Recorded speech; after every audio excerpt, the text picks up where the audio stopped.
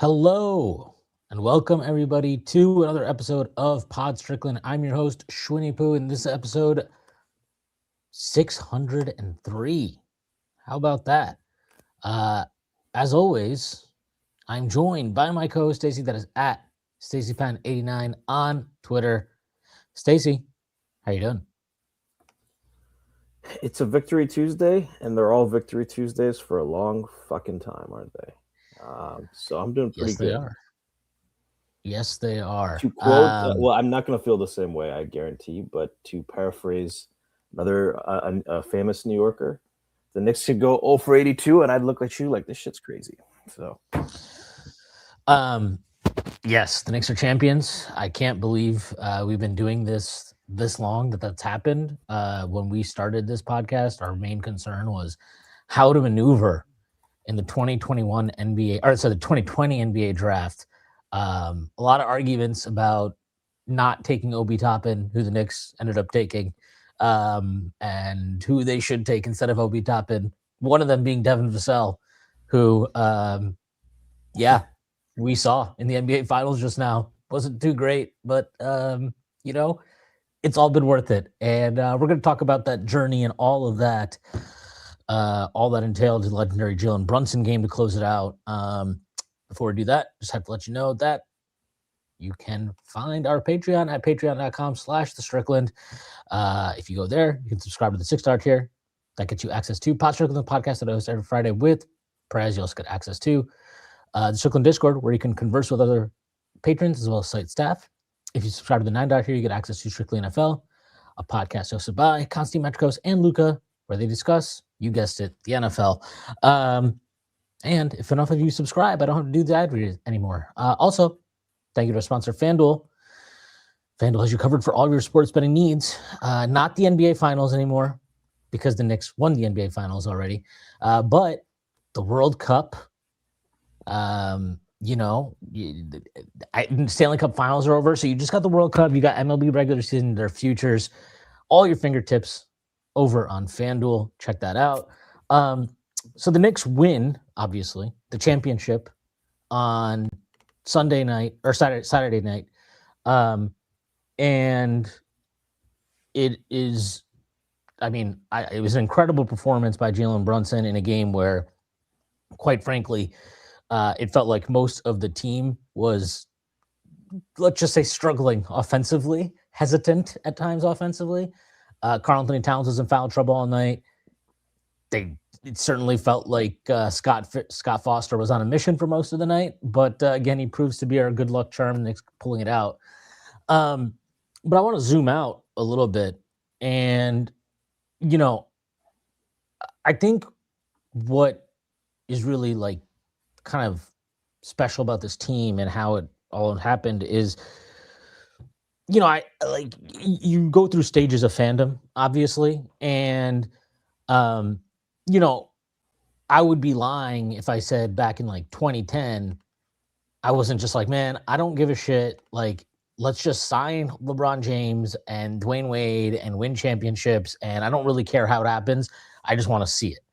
And famously, that did not happen. And the Knicks largely sucked for the next decade plus. And at some point, it got so bad that in my head, I was like, you know what? Fuck LeBron, fuck any of these guys. If we're going to do it, I want it to happen in a way that's going to like satisfy every checkbox of like things I would want to happen if the Knicks win a championship, how I would want it to happen, who would be on the team, what would be the makeup of the team. And I just feel so satisfied with this championship, not just because it's the first one of my lifetime, the first one in 53 years, the first one for the team that I care about more than any other sports team that I root for by far. It's because it feels organic. And I did not know that it would necessarily feel organic at various points during this team build.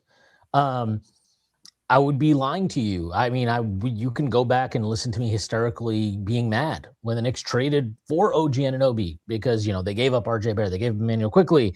These were young players they had drafted and developed. It felt like, man, are we just going to go full mercenary and not have any of these guys. And the reason it never felt that way ultimately is because of Jalen Brunson. And it's because of the camaraderie he engenders. I think the fact that they brought in Josh Hart, they brought in DiVincenzo, they trade for Bridges, that kind of connection they have from college.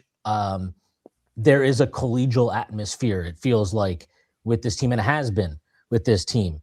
And, maybe organic isn't just about drafting players and developing them and keeping them on your roster.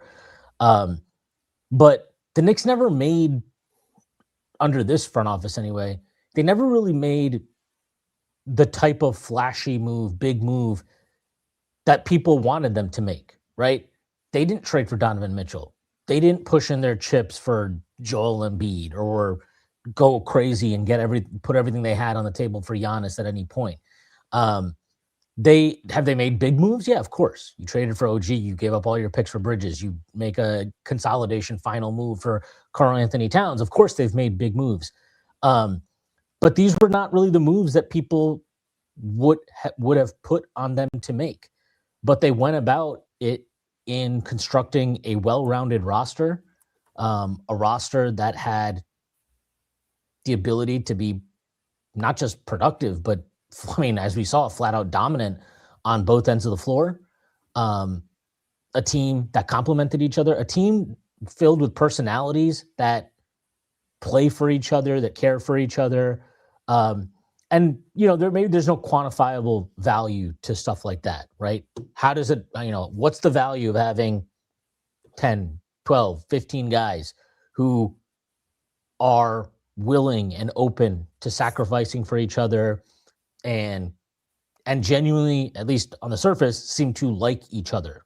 What is the value to that? What's the value of having that type of synergy? I don't know. I can't quantify it. I can't tell you what it is, but I feel like you'd have to be a heartless motherfucker to have watched this team and not have felt that. And that camaraderie, that togetherness, I think is why this team really resonates with me, has resonated with a lot of Knicks fans. I think has resonated with a lot of non-Knicks fans. And at the center of that is all, it's kind of the guys that made it happen. Jalen Brunson, Leon Rose. There's a quote from William Wesley, Worldwide Wes, in a piece that your own Weitzman wrote, I want to say 3 or 4 years ago.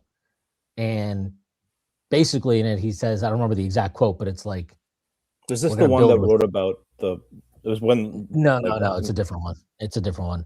But he said basically that we're going to build with family, or build around family, or whatever it is.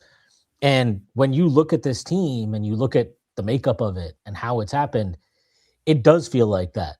It does feel like a lot of these moves, yes, have they been focused on basketball? For sure. But, Josh Hart, yes, he adds value on the court. We also know that there's obviously a great friendship he has with Jalen Brunson and the synergy that creates on the floor. We know Mikal Bridges, same vein, right? All these guys played together at Villanova, won titles together at Villanova, or I guess in Josh's case, just the one title. And Karl Anthony Towns, who didn't play with any of these guys previously, but he's known Wes and Leon Rose probably since he was a prep school, highly coveted prospect, right? So he has, and Leon Rose was his agent when he got to the NBA. Maybe Deuce McBride, that's one of Leon Rose's first draft picks. Mitchell Robinson is one of the first players that the Knicks extended, right, or kept on. One of the only guys they held over, literally the only guy that they inherited and is still on the roster. And they've built it up slowly over time. I mean, even small stuff. And I mean, we've talked about this before, but like they brought in Landry Shamet. Landry Shamet had played with Mikal Bridges before. They brought in Alvarado. Alvarado had played with Josh Hart before. And you see this type of synergy across the board. And then you see kind of how all these guys were connected. And, Clarkson, he played with Hart before as well. And it just feels good and it feels right. And it feels like this is quite literally exactly what it should be. This is what it should be. This is what it should have been, and this is the team that needed to exist for this to feel as good as it does, because it feels like they really earned it in every way. They didn't get gifted a superstar. Um, they didn't get gifted a number one overall pick. None of that. Like they went about it in a way that was unconventional, was criticized at times, both by media, fans, whoever, talking heads for sure. But they were right all along, and they made unpopular moves at times. Especially firing Tom Thibodeau last year. They had a coaching search that was certainly not the norm. And another thing that people were critical of, right? And all of those things have been proven to be the correct decisions that they made. And, you know, there is something that is very, very satisfying, with all of that. And, when if you're a fan like me and you were worried at any point of like, obviously I would take anything to win a championship, but like I want to feel a connection to this team. I don't want it to feel like a team of mercenaries. Well, let me tell you, there was a great satisfaction for me in the biggest play of the closeout game in many ways, being a offensive rebound by Mitchell Robinson, where he just walked Victor Wembanyama under the rim after Wemby put in the weakest shoulder into him ever in an attempt at boxing him out. Walked him under the rim, grabbed the rebound, kicked it out. And there's something that is just a great full circle moment there of, Mitchell Robinson at various points, you didn't know if he was going to be the guy that would stick around, but he has stuck around, and he has been influential throughout many of their postseason victories. This was not his best playoffs, and he struggled for most of this finals. I would say for the first 3.5 games of the finals, he struggled. And for him to have that moment of all the players, and a moment that is precisely the entire representation of what his value is to the team, and what makes him a great and impactful player, it was extremely, extremely satisfying. And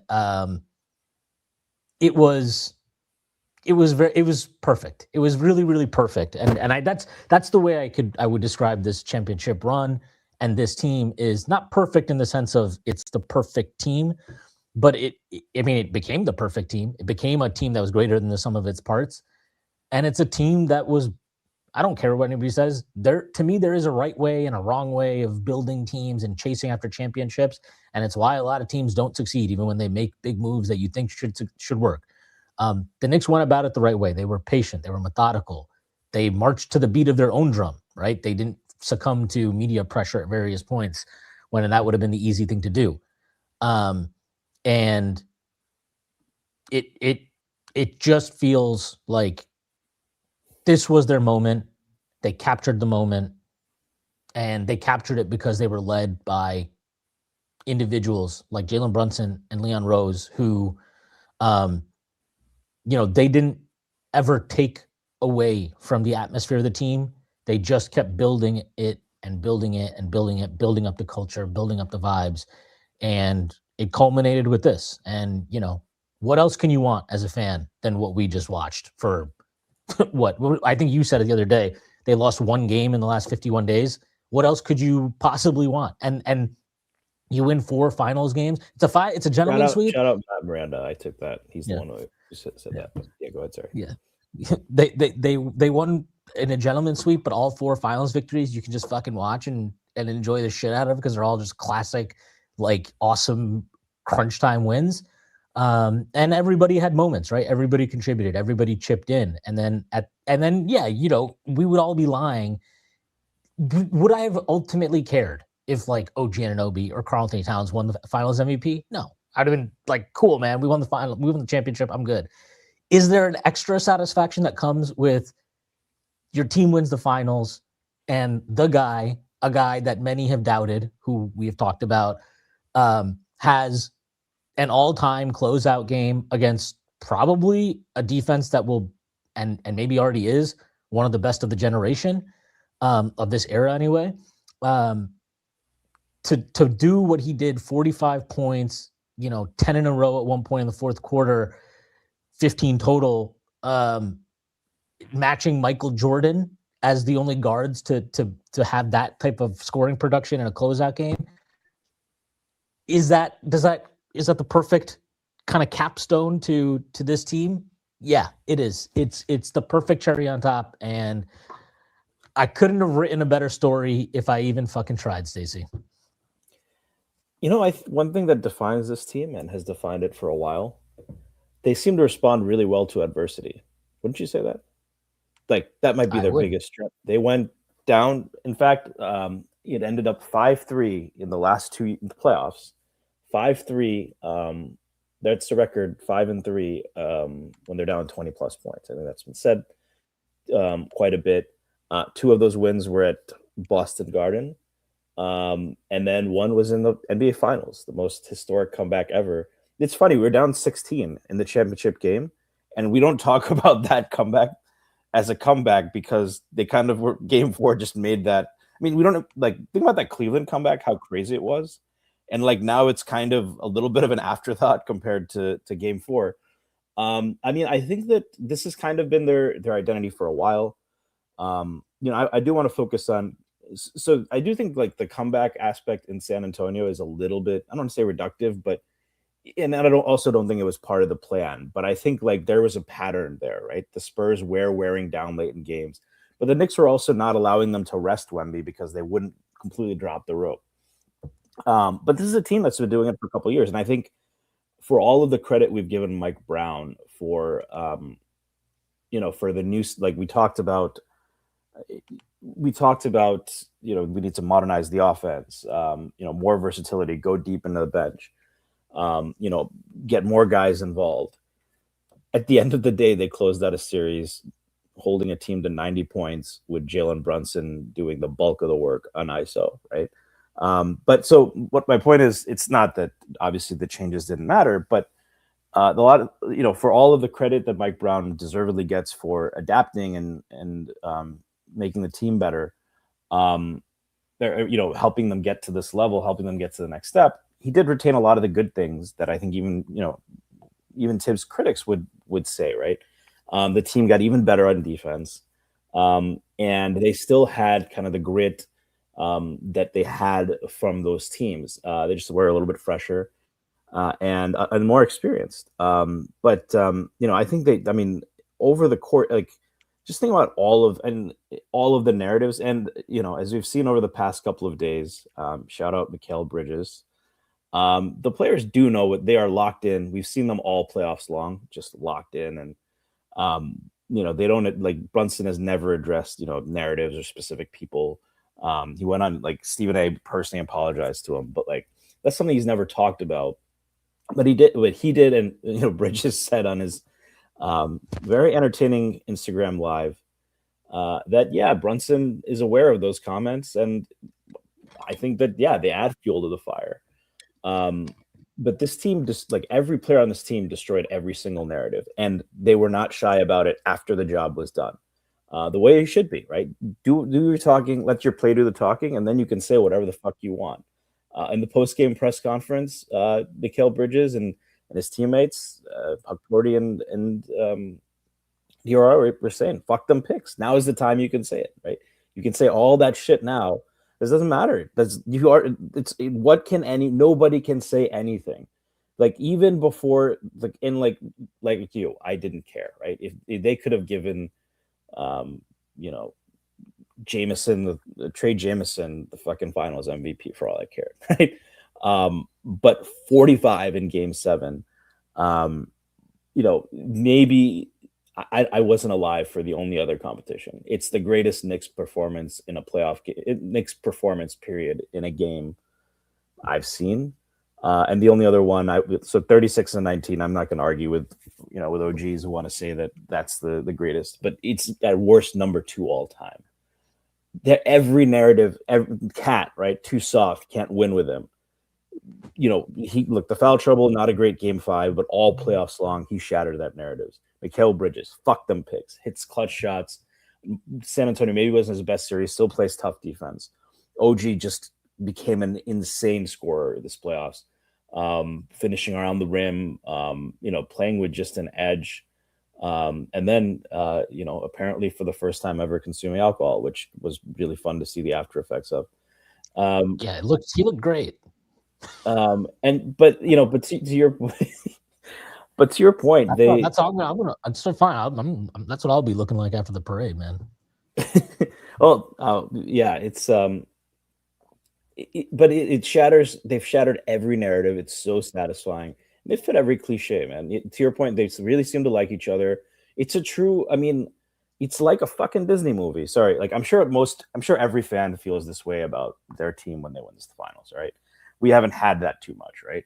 Yeah, Um, but I don't. I think like general. Obviously, anybody, if your team wins the finals, you're gonna be fucking happy. Like, there's no question about that. But like you see this with like Warriors fans, right? Like if you ask them what their favorite championship is, most of them are gonna say either 15 or 22, right? If you ask Lakers fans what's your favorite championship, they're definitely not gonna say 2020. But like there is something to, um, I think like what was very very important to me, and I if it had if we had traded for Giannis 2 years ago and won the championship, I'm sure I would have been able to talk myself into like how awesome it was. But it was very important to me to not have like whenever the Knicks won the title, for it to not be hijacked by some like superstar who was using it as a vehicle for their own like personal historical agenda, like they're standing in the league. Because you knew at a certain point, it was very, very obvious, and it was talked about not just by Knicks fans, but people in general, that like, whoever brings a title to New York is it counts for so much, and you're gonna be immortal, and you're never gonna have to buy a drink or a meal in the city again, and all that stuff. And it's like, I am so fucking happy that it was Jalen Brunson and it was the guys on this team and Cat, because of the way. let's also on that note, right? Cat came in as with the humility to not create any tension, right? The Right, guys they got in right. were like, one, this is Jalen's team, and two, like I can still be great, right? So I mean and exactly like they personalities matter. Like it is very very there are very few great players in this league who, at least on the stature of Carlton Towns, just talking about a guy, whatever you think about Towns before we traded for him or whatever, this was a number one pick. This is a guy who was on an ultimate max contract, like all of the things that you associate with great players. He was on a Hall of Fame trajectory, right? That's very fair to say. Carl Towns was on a Hall of Fame trajectory before he even got to the Knicks. And for that guy to come in and to immediately just be like, "Yep, that's Cappy," and just be happy and buy into that. And like, were there frustrations at times with his play and some of the defensive stuff with him, especially last season? Of course there was, and there were frustrations this year too, but you never felt that whatever frustrations existed, that wasn't about him having some problem with Jalen Brunson being the franchise guy. That was never, to me, anyways, a source of any discontent that Cat might have had. And then once you get the buy-in and everybody is kind of clicking on the same page, like we maybe didn't even see the full vision of what the front office probably was thinking when they assembled this roster until whatever the fuck happened after game 3 against the Hawks. And then from that point on, they were like, what if we're just the greatest team of all time now? How about that? What if we do that? And like they are arguably the best. I mean, by statistical measures, they are the best playoff team ever. Like they have the best point differential, they have the best net rating. They won 13 of fucking or whatever it was, 15 of 16, right? To win the championship. It is an incredible run. It's an incredible team. And like you mentioned, Stacey, you nailed it. Like just all of these guys kind of have their own story and they all contributed in their own way um, to the Knicks winning. I mean, like it's forgotten about now because so much has happened. But like OG Anunoby gets hurt at the end of game 2 against Philly, his hamstring. And like at that point in the series, yeah, you're up 2-0 and you feel good, but like let's not pretend that there weren't people like, oh shit, like this would be really annoying. Like, of course, like OG's out now, and maybe we're gonna have to deal with this whole thing for the rest of the series. And these guys came out and, Deuce McBride steps in the starting lineup and Landry Shamet steps up in game 3 and like you get that win. And then, Deuce goes nuclear in game 4 and you just sweep them out of the building. Mikal Bridges maybe has 2 of his best games of the entire run without OG Anunoby on the floor because he had to step up. And like when you see that, and it's like I said, like everybody had their own little moment in this run to win a championship. And like literally everyone, Alvarado, like this is a guy who was marginalized at various points of the regular season and in the postseason, and they don't win the finals without him. And I got to give a shout out Sam Quinn, who writes for CBS Sports, but he tweeted this out. He mentioned how like if Brunson doesn't take the extension he did and instead waited a year and then signed it last summer, they wouldn't have been able to get Alvarado because they wouldn't have been able to sign Yabusele and they would just not have been able to do it. So like all of these little sacrifices along the way in terms of this season, but also, overall, and these smart moves and these little moves that the front office has made, they all add up. They all add up. And, what can you say? Like everybody contributed and that's the best part about the way they won this championship is, every team that wins probably is like, it was a team. No, this was actually a fucking team. This was actually a team. They needed all of these guys. And, like we joked about, or I joked about a couple of pods ago with you, this is like, this is Leon Rose's John Doe moment where he gets to say, what I've done will be puzzled over and studied when you see how it's finished. And like, look at it, man, it's done. And people are now analyzing the shit out of this Knicks, how it happened. How did they build this team? What were the moves? What lessons can we take from this? And it's just entirely satisfying to see it and to watch it. And again, I was like, it took me probably a day. I don't know about you, but it took me like kind of like a day, maybe a day or two to fully process it. Obviously, you feel joy and relief in some ways. Relief kind of feels stupid to me, even though I felt it too, because I was like, when you do a podcast and tweet a lot about the Knicks, you have a lot of stupid takes and you have a lot of bold takes. And sometimes you're like, man, if they don't win, I'm gonna look like a fucking idiot. And I certainly felt that way this year, but shout out to this Knicks team.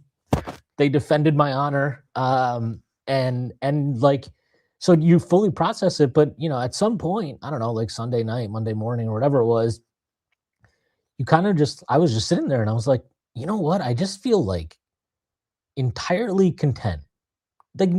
Like joy is there, obviously, happiness is there, but entirely content because again, like I just keep repeating it. It felt like this is exactly how I could have ever wanted it to have happened. That's how it happened. And who knows? Maybe they're going to win another championship in next year or the year after that, and it's going to be even better or something. I have no clue, but I right now I cannot even care to think that far or even dare to want more. I am extremely satisfied that I got to see this because I'm sure you have felt this way at various points in your life. There were a lot of times where I was like, I don't think I'm ever going to see it, man. Like it might just never happen for me. And I'm not even that fucking old, even though a lot of people in here probably think I am. But like, there are people, you just don't, you never know. You never know how long it can take. And it's not like we were getting any younger. Yeah, shout out R for MVP 123. I'm gonna show this real quick. We got a couple super chats. We're definitely gonna put those up. But I posted this on the strict cord yesterday. When exactly, that's what it feels like, or that's what it certainly looked like for like Brunson, so right? When the quote is, he said, R for MVP says, "Sure, it's like the ending scene in Infinity War when Thanos sits down with the music in the background, just content and happy." So minus snapping half of the universe out of existence. Correct. Yes, it is exactly like that. He snapped half the horrible takes out of existence. So, but that is, I mean, the whole, if you've watched the movie, right? Thanos has built this for several years, right? It's a Longer very, than that, really. yeah. Um, so a long time coming, and that you could see that it wasn't just relief on the there all of these, and I mean they're not the first players, just like Wemby isn't the first player to care about winning. These are not the first players to get emotional after winning an NBA championship. But there's something so poetic about the guy, and I do want to spend more time on this. I'm not interested. The fact is, some individuals are going to get more criticism for this than others, but the fact is, most people did not think Brunson could be the top player on a championship team. When we signed him, most Knicks fans didn't. And he said he has never addressed that. But Monica asked him, what's your, you won at every level, what's your advice to people? And he said, people are gonna say what they want, but fuck them. That's literally, I mean, that's what he said. And it's something poetic about 6'2". That's what he's listed at, right? A guy who got that criticism, beating the tallest. You have one guy, right? One at every level, and still goes in the second round. Still overlooked. Constantly said, this isn't the guy. This year, this was a very tough year for him, right? He had to change his game in many ways, right? I mean, regular season wise, we talked about it. It was probably his worst season as a Knick, regular season. Yeah, I mean, he had to commit to defense more. He had to learn to play off the ball, and it was ugly a lot of the time. He was banged up at times. The shots weren't always falling the way they normally had in the past. And then he figured it out, right? There are other stars who won't compete on defense, who won't get off the ball, who will pout, who will do those things, and this guy just never does that. And on the other side, right, you have someone who's been anointed from the same age when Brunson was still trying to prove himself, and people were already too small. You have a 7'4" guy. It's literally David versus Goliath, and you have him in the fourth quarter, pinning him on his hip, beating him with a quick jump layup. I don't think there's maybe Steph. I don't think there's another player in the league who's making that shot. I don't think Steph. This, and trust me, I don't think anybody could accuse us of being too critical of Steph. Maybe with his off-court endeavors, but yeah, no, I don't even think Steph can do that. It's the jitterbug nature of it, and the fact that he has the power to kind of Wemby's grabbing his arm and he pushes him off, and then he stutters 2 or 3 times to just get the angle, and he barely, if you the sideline replay of it, I mean, it's like a fingertip away from a block. So it's an incredible play, also with his weak hand. Yeah, and then he hit several threes over Wemby, and he cooked everyone on the team. But it was David versus Goliath. You can't script it any better than that. And to answer your question, it did take a while to sink in, but the next day I mostly slept because I watched the game in Brooklyn, and I was up for most of the night. I didn't even drink that much. It was just an insane atmosphere. But yeah, I mean, I'm most a lot of people are saying we did it, and I'm not going to hold any Knicks fan against any Knicks fan who says that. But I'm most happy for these guys because I know you watch them, you've seen their camaraderie, you've seen what they've had to go through, you've seen and you've seen just I'll let you talk in a minute, but just the attitude this team displayed has displayed for a couple of years relative to other teams that we've played against, right? 2 years ago, the whole team fucking got injured.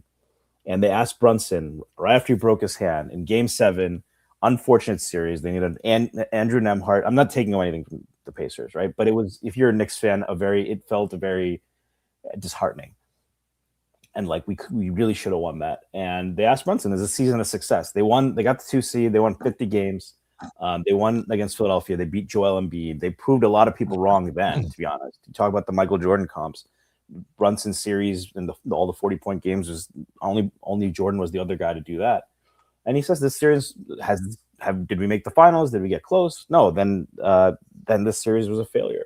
And you compare that to analytically we're up 2-1. You compare that to we dominated this. I mean, it's still I don't think has sunk in for the Spurs, right? That yeah, Oh, we'll get to them.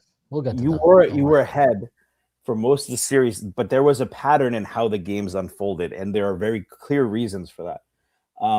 But just compare their attitude and how they talked about it to other teams and how we've seen them respond. And it's a Knicks culture because the way that they kind of step by step, never get too low, never get too high, kind of continue to iterate and get better. Versus it mirrors actually the front office, right? How they've made some mistakes, right? Let's be honest. You had Evan Fournier, you had Kemba Walker. Randall was up and down, right? Bobby Toppin pick ultimately wasn't the right pick, right? You have all of these things, and they pivot, they find a way to make themselves right. And to your point, they have the right guys in the room. They trust each other, and I think every single player during these playoffs has looked like the best version of themselves, going from Brunson, at times at least, right? Brunson, Cat was playing the best ball of his career for most of the last 4 months, really. And then even down to a guy like Jordan Clarkson, who's out of the rotation, doesn't cause a stink. A lot of vets start making problems in the locker room. Instead, he reinvents himself. Right now, was I always cheering? Was I always the happiest when Jordan Clarkson was getting crucial final minutes? No, but he contributed, and every single player found a way. Mitch was not having a great series at all. You were highly critical on him. Gets the biggest offensive rebound of the game. So, we could talk all day, but they fulfill every sports cliche. They're like a Disney movie, and there's I don't think I could write up a better script for how I'd want it to happen. So, Yeah, no. I mean, I completely agree with all of that. I just want to get to these super chats, and then I want to talk a little bit more in detail about Jalen Brunson. Thank you to Omar Yusuf for the super chat. All the love, fellas. It makes it that much better to share this with you all. I agree, man. It's when you start this thing, you're hoping to create a community, but it's kind of wild how long it's all been around, how long we've kind of shared all these moments with people. And this is if you told me 6 years ago we're going to win a championship in 6 years or whatever it was, I probably wouldn't have believed you. But it's been a tremendous job by this front office. Like you said, they haven't been perfect, but and I think part of it too with why this felt so good is I'm not going to sit here and act like the last 3 years prior to this were torture, but when you lose in the playoffs, it hurts more than if you're sitting there and you're the fucking fifth worst team in basketball for the last 2 months, you're just checked out, right? But you lose to Miami, you're one of your historic rivals in 2023 as a favorite. You lose to the Pacers last year's as a favorite, also a historic rival. That shit is grating and it sucks. And in the case of Miami in 2023 and the Pacers in 2025, they obviously both teams went to the finals. So you're always kind of sitting there man, that could have been us. And you don't know how many chances you have at getting to an NBA finals, let alone winning one. So that's frustrating. So to just get there this year and get it done was extremely satisfying. And this is from DJM KC24. Thank you for the super chat. This Knicks team is truly one of one in a copycat league. How do you replicate how the Knicks built this team? Are players going to be pressured to take pay cuts now? I think there's definitely some of that conversation happening already. I've heard it on a few podcasts where it's hey, if you really want to win a championship and you're one of these older players, especially who's qualifies technically for the big maxes, do you really need the full max? Or can you take a little bit less because that will help us do X, Y, and Z? Yeah, I think there's definitely going to be pieces of that. But, I don't view it just as the Knicks as giving a pay cut or taking a pay cut. You have to earn the trust of players that not only are you going to take care of them in terms of treating them right and all those things, but also hey, if I leave this money on the table, do I trust you to utilize that on the margins to give us the best chance at winning a championship? And whatever you may say about this Knicks front office, and I don't know why anybody would say anything other than anything positive about them, you can't you can't deny that they've earned the credibility to ask for that with the understanding of if you are able to, or if you're willing to sacrifice X, then this will help us do Y, and it will improve our chances of winning a championship, which is ultimately the goal. And yeah, I mean, the proof is in the pudding. So I'm going to address this because I guess a lot of people are very, very mad about this. This is from ESPN today, I guess. Vincent Goodwill certainly had a take. How are any of the past 8 championships validated when none of the teams have won it again? And Alan Hahn says the Larry O'Brien trophy that's put on a shelf. And Goodwill says, oh, you mean the participation trophy? And then I did watch the clip afterwards. Alan Hahn was like, the Larry O'Brien is not a participation trophy. And Vincent Goodwill says, well, it is if they give one to everyone. This is simply the most insane take from someone who frankly has left a lot to be desired covering the Knicks. We just talked about one of his horrible takes, right? We talked about the fact that he said they can't handle adversity, not diversity. He can't handle adversity. That's the one thing that you probably couldn't question based on last year's playoffs, even, let alone what they went on to do. And then he decides to top that. Sorry, go ahead. No, I'm just going to say, like, for a guy, what is even the point of covering basketball? Like, what's the point of covering basketball if that's how you view the ultimate prize of winning basketball, which is winning a championship? If you view it as a participation trophy, then just don't, don't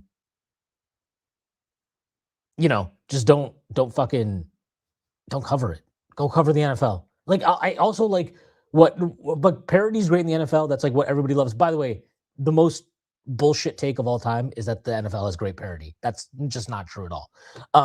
The NBA actually has great parody. But anyway, the point is when parody came to the NFL, or when it was perceived to come to the NFL, that was a great thing. Oh, it's a great thing. It's a great thing because every team has a chance, no matter what market you're in, you can build a championship team. Now it's here in the NBA, and it's a participation trophy. Suck my fucking dick, man. All right, moving on. Hi, ICO. Thank you for the super chat. Thanks for all the shows, guys. Can the Knicks retire Brock Aller's tie and suit jacket? Dude is the real MVP for his moves. Look, man, they can retire. They want to retire anybody involved with this championship. I'm good. I'm completely fine with that. 53 years is a long time. Everybody should get a salary boost. Everybody should get their number retired. Everybody should get a statue. I'm good with that. I did want to talk a little bit about Jalen Brunson. So, he obviously has this great closeout game in Game 5, and it's almost an understatement to call it a great game. It felt vital. It felt legendary in the moment. There were moments in the first half, and I could barely tweet during the game, and I didn't really want to, but I said it. I was like, what he did in that first half to me was incredible, because you could see guys were hesitant. They did not want to take shots. They were passing up shots. And he came in the second quarter and was like, fuck this. He started letting it rip. And I think once he started to let it rip, and guys could kind of like be more comfortable, because I felt like he was trying to kind of let other guys, get their opportunities early in the game. But when you're under pressure and, nobody's really making a shot and the Spurs are kind of going on a run, you get a lot of guys that are like, I don't know if I should take this shot. Maybe it's not my shot. I'm not the best player on the team. Let me give it to him. Let me give it to that guy. And that buck keeps getting passed on. And I just thought the way he came in that second quarter set the tone for the team, stabilized them. And then you started having, okay, Bridges starts making a couple threes. Josh Hart makes a couple threes. Like, you just got guys making enough shots. But I just thought he was so, so good. At every point when the game felt like it was maybe starting to get away from the Knicks, he was there to stabilize it and get them back in it. So he was just incredible in this game. But I don't know that he's still getting enough credit for how incredible he's been. And, regular season is its own thing. I'm not going to, I don't particularly care about the regular season at this point, to be honest, because if we're going to accept that the playoffs are just a incredibly different environment at this point, and I feel like it's more so now than it even ever has been in the past, that the playoffs are just such an incredibly different environment with, how the game is called, the intensity, the level of focus and attention to detail, then I don't think it makes much sense to put so much value on what guys do in the regular season versus what they do in the playoffs. And look, Jalen Brunson has won. He has won a championship now in the NBA. He won Finals MVP, won Eastern Conference Finals MVP. Also, the Knicks are the first team to do the double with the Cup and the NBA championship. He was the MVP of that also. So he's the first person in NBA history to win the MVP of all three of those things in the same season. He is largely, I would say, considered now the second best point guard in the league after Shai Gilgeous-Alexander. I would posit that Brunson is flat out a better shot maker than Shai Gilgeous-Alexander, and I don't think it's particularly close if you look at kind of their numbers over time. So over the last 4 years in the playoffs, this is over the last 4 years, so since Jalen Brunson became a Knick, in the playoffs, Jalen Brunson averages 29.4 points per game, 6.6 assists. He shoots 46% from the field, 51.2 from two, and 34.4% from three. He has a 51.3 EFG. Shai Gilgeous-Alexander, 29.3 points per game. He shoots 47% from the field, 51% from two, 31.6% from three, 50.2 EFG. And then if you look at their true shooting, Brunson has a 56.9 true shooting over that time. Shai Gilgeous-Alexander has a 58.1 true shooting over that time. He is more efficient based on true shooting purely because he gets to the line more and makes and shoots a high clip from the free throw line. Brunson is a better shot maker, though. He shoots better from the field. He shoots better from three. He shoots better volume from three, and he shoots slightly marginally better over that time frame from two as well. Now, you might say, yeah, but Shai's in the West, and his team was beat up this year, and you can't compare them. Okay, let's do a little head-to-head analysis here. The Knicks, this worked out great for the Knicks, and for this comparison, the Knicks and Thunder have common opponents the last 2 years. The Knicks lost to the Pacers in the Eastern Conference Finals last year, who the Thunder beat in the finals. The Knicks beat the Spurs this year, who beat the Thunder in the Western Conference Finals. So let's do a comparison. Okay, Jalen Brunson against the Indiana Pacers last year. He averaged 30.7 points, 5.7 assists. He shot 50.4 from the field, 34.9 from three. He had a 56.4 EFG and a 63.2 true shooting. Okay. This is Shai Gilgeous-Alexander against the same opponent last year. 30.3 points per game, 5.6 assists. He shot 44.3% from the field, 24.2% from three, and 91.5 from the free throw line. He had a 56.1 true shooting and a 46.8 EFG. 46.8 EFG, by the way, is like fucking terrible. It's just really, really bad. Okay, now let's look at this year. Shai Gilgeous-Alexander against the San Antonio Spurs. He averaged 25.9 points per game, 8.9 assists, and he shot 40.9% from the field, 28.6% from three, and 93.8% from the free throw line. He also, I just want to point this out, he took 65 free throw attempts in that series, so 7 games. So basically 9.5 a game. He had a 54.6 true shooting and a 43.8 EFG. 43.8 EFG, okay? That's the important number. Just remember that. Just calculating your total effective field goal percentage from the field. Actual shots you're making from the field, not counting free throws. Jalen Brunson against the same opponent. 32.6 points, 4.6 assists. He shot 42.1% from the field, 38.9 from three, 86 from the free throw line. He had a 47.4 EFG and a 53.6 true shooting. At some point, I think it becomes undeniable. The man is the best shot maker, shot creator among guards anyway in the league. And I think he's better than Steph. I mean, I've been saying he's better than Steph for the last couple of years. The fact that he plays has to matter. Like you have to count that. Like is Steph capable of getting to a level that maybe no other guard can get to still? Sure. But like that's not actually the conversation. You have to be able to sustain that level, and he can't do it anymore. But like if you're just talking about offense, playoff production, playoff performer, Brunson is one of the best of this era, and he is every bit, and I would say more, the scorer than Shai Gilgeous-Alexander. I think their head-to-head opponents prove it. I think their overall track record proves it, especially if you narrow it down to the last 2 years. And what he did in that closeout game is spectacular. It's special. That's, it's unbelievable. And even when he struggled in the series, he's always there. He's always there in the big moments. Every single time he's there in the big moments. Fourth quarter, game 1 goes off, right? Fourth quarter, game 2 doesn't have the greatest the greatest performance, and actually struggles quite a bit in the fourth quarter. Comes up with the money shot to tie the game at 104, and then splits a pair, but he gets the free throw after he gets the steal. Yes, he has some fortune in getting the steal, but he gets that and puts them ahead, wins the game for them effectively.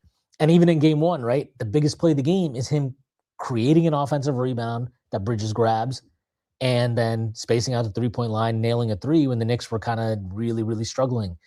And like, game 4, I talked about it with Prez, but like, I just thought his control of that game was incredible, spectacular, like arguably just how he controlled the tempo all of the second half was incredible to me. I mean, one of the exceptional performances you'll see as far as I'm concerned. And I understood why OG got all the plaudits. He deserves it, man. OG was fucking incredible. Incredible play to get the tip in, incredible block on De'Aaron Fox, hits 7 of 9 from 3. He deserves all the credit for that. I'm not taking away from him at all. But I almost thought Brunson got shortchanged, well, the way people were talking about it after the game. And then we saw it again in game 5. Like, the guy has proven it over and over and over again in the playoffs that whatever you may think about his flaws and his deficiencies, the guy is a big-time scorer. He is one of the best playoff scorers of all time. That's really not deniable, especially in crunch time. He's more efficient on higher volume than Michael Jordan in crunch time. From the data we have in the play-by-play era, I think that speaks enough on its own as a fact. And yeah, I just find it, I'm amazed. I'm amazed. We watch the guy all the time, and it's a privilege to watch him, but like, he just does things that, every time you doubt him, right? It's like, he just kind of like finds a way, right? He's been doubted at every level. And then even within the level he's at, it's like, well, he can't do this. Well, he can't really be that level of player. Well, he can't lead a team to a championship. And it's like, actually, he can do all those things. And, there's been a lot of like, oh, this Knicks team is so loaded. And it's like, who the fuck was saying that? I want to know who was saying this Knicks team is so loaded before the season. Nobody was saying that. Nobody was saying that before the playoffs. Okay. So I don't want to hear that. I don't want to hear about how loaded this roster is. They got one guy who can create advantages off the dribble consistently. That is Jalen Brunson. And, having the ability to play through Towns at various points is great. We saw how much that amounted to over the final 3 games against the Spurs. Now, some of that is foul trouble for sure, but some of it is also just like, hey, this is a great defense, and they're going to be able to take away a lot of this off-ball action. The refs are letting them be physical. And, that's the other part too, is Brunson handled the physicality of the defense incredibly. I don't think you could have handled it better than he did. And as you've mentioned before, we've talked about before, it feels like these early games in series, right? Games 1 and 2, he's kind of like figuring it out. It especially seems to happen against opponents he's playing for the first time, right? He's figuring it out. Okay, where's my angles? Where's my spots? Where am I supposed to go? And then it's like game 3, game 4, game 5. All of a sudden you start seeing it. And even in this series, he got a lot of shit after game 3. I don't want to say he played well, but I thought he moved well, and I thought he was getting to his spots better than he had at any other point in the series. And then you get game 4 of game 5, and game 4, and you get game 5. And it's just, he's an incredible player. And I still don't know that people really are understanding what this guy is doing in the postseason and how good that is, even compared to, I would say his most distinguished peer in Shea Gilgeous-Alexander. I think Anthony Edwards is an amazing talent. I'm sorry, like it has to count for having done it. Like Brunson actually did the fucking thing. He led a team to a championship. It's done. Like he did that. It happened. It's written in the history books. It's etched in stone. He's gonna have a fucking statue outside Madison Square Garden one day. His jersey's gonna be hanging in the rafters. Like he's done everything that he finished. He basically completed basketball this year. Like he's done everything that you could possibly achieve, and he's done it while being told that you can't do it with him. He can't win a championship. He can't lead your team.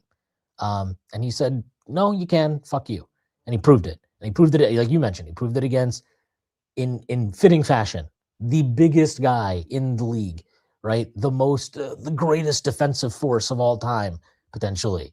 And he went on his floor 3 times, came out with 3 wins, and put up 45 in an elimination game with 15 in the fourth quarter while getting mugged and barely, just getting absolutely mugged for most of that game and series for that fact. So, you could say a lot of things about John, and let's not forget the Knicks defense, which was, how are they going to ever defend with Brunson and Karl Anthony Towns? Well, the Knicks finished with a better defensive rating than Oklahoma City last year did in the postseason, and they were the number 1 defense in the postseason this year. So I don't want to hear it. I don't want to hear it. Like, he answered every fucking question that people had about him. He answered it. He answered it in spades. And the Knicks are NBA champions. Jalen Brunson is an NBA champion, and he's a Finals MVP, and he deserved that Finals MVP. No matter how many fucking idiots want to pretend that they don't, that he doesn't deserve it. And if you say that, you don't understand the situation. You don't understand how pressure creates moments, and you don't understand the sport itself. To be quite honest, he was the most valuable player on this team in the moments that mattered. The moments that mattered. I'm sorry, the second quarter is not the fourth quarter. It is not. They are different. Now, that doesn't mean that, you can't, if you're not a great crunch time scorer or something, that it's impossible to be a Finals MVP, but that's just not how it worked. Brunson was the Finals MVP. Again, every decisive moment. It wasn't just the fourth quarter, right? I mean, right. Like it's every decisive moment. It's every decisive moment. Every decisive moment, swing moment of the series, Brunson is there. He's always there. He's always there. That is a skill. It is a skill to want the ball, to want the pressure, and to deliver under the pressure. And you know that it's a skill, and you know that not everybody has it. Because if you want to go back and watch the Knicks in Game 5 play offense, you can fucking see it. You can fucking see it. There are multiple guys that want nothing to do with the ball. It's just a fact. Like, and I'm not going to criticize it because they're not the first team in NBA history to have that happen. Go watch like Game 7 of Raptors Sixers when Kawhi was just like, all right, I guess I'm taking every shot. Like, that's what it is sometimes, man. Sometimes guys are just not going to be there for you. And as a superstar, it is your responsibility to understand that, to feel that in the moment and capitalize. Not even capitalize, but to just take on that responsibility and put it on your shoulders. And not everybody can do that. Not everybody can do it. I mean, very few can. And I would say, and he did it. It's not, he did it. So it's there's no more questions. There's no more doubt. Like, if you're still doubting him, you still have questions, you are simply a fucking idiot and a hater and or don't understand the sport of basketball. It's that simple. Yeah, and I mean, I think, like, as much as we are haters, right? I think after last season, we both would have admitted we shortchanged Halliburton. I certainly would, right? Yeah, we've talked about it many times. Yeah. So you have to be willing to say that. I'm still seeing takes where, like, what is the takeaway from the Knicks win and what will teams copy? Well, you don't need a top 5 player to win. I'm sorry, you can't. He's no lower than 4 to me. I'm sorry, what he did, Luka Doncic. You want to put Luka on right now? I think that's tough. You mentioned the offense and the clutch moments, but the clutch moments include even that steal, or the pass that Wemby threw off of Castle's back. Well, Brunson was the one who got the steal, and Brunson was about to force a charge there. Cat was the big reason why that defense really hit another level. I mean, not that he was the best defender, but he made the biggest leap. But Brunson competed really hard. I think we had mentioned that at times that might have been taxing on him. But I think that if you like, there just isn't an argument to me for putting Jason Tatum over Jalen Brunson. There's no argument to me for putting Anthony Edwards right now over Jalen Brunson. And frankly, since Luka Doncic can't stay on the floor and can't, doesn't defend, isn't committing to off ball movement, I think his talent level suggests that he should be an MVP caliber player. I can't put him. And then Giannis missed the fucking playoffs. So there's three guys, right? One of whom, by the way, Brunson just outplayed. So you can fucking go in on me too for that. There's three guys I think you can comfortably put above Brunson. But this whole, you don't need a top 5 player. Brunson only made he's only made second All NBA, never made first team All NBA. I mean, he was top 5 MVP voting, and you gave it to Tatum. But look at Tatum in the finals against the much worse defense. And I think what, again, like, yeah, we can start to compete. I think one of the most impressive things was just how much of a beating he takes, just getting the ball up the floor. And it's funny because on the other side, when someone starts throwing elbows and doing dirty shit, side note, right? Like Wemby, I think the last landing spot foul on Brunson was absolutely intentional. You look in the replay, and again, slow motion can be misleading. What it looked like to me was he looked down and stuck his foot out after the closeout, and Brunson fell down, and he had to leave the game at one point. And he was so tough, just getting the shit kicked out of him all series. Still has the legs, whereas Wemby is getting hit, and then he wears down, or he resorts to those kind of things.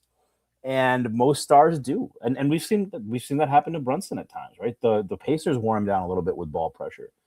So that kind of, it's everything you want from a champion. We should talk about the rest of the team, but I do want to ask also,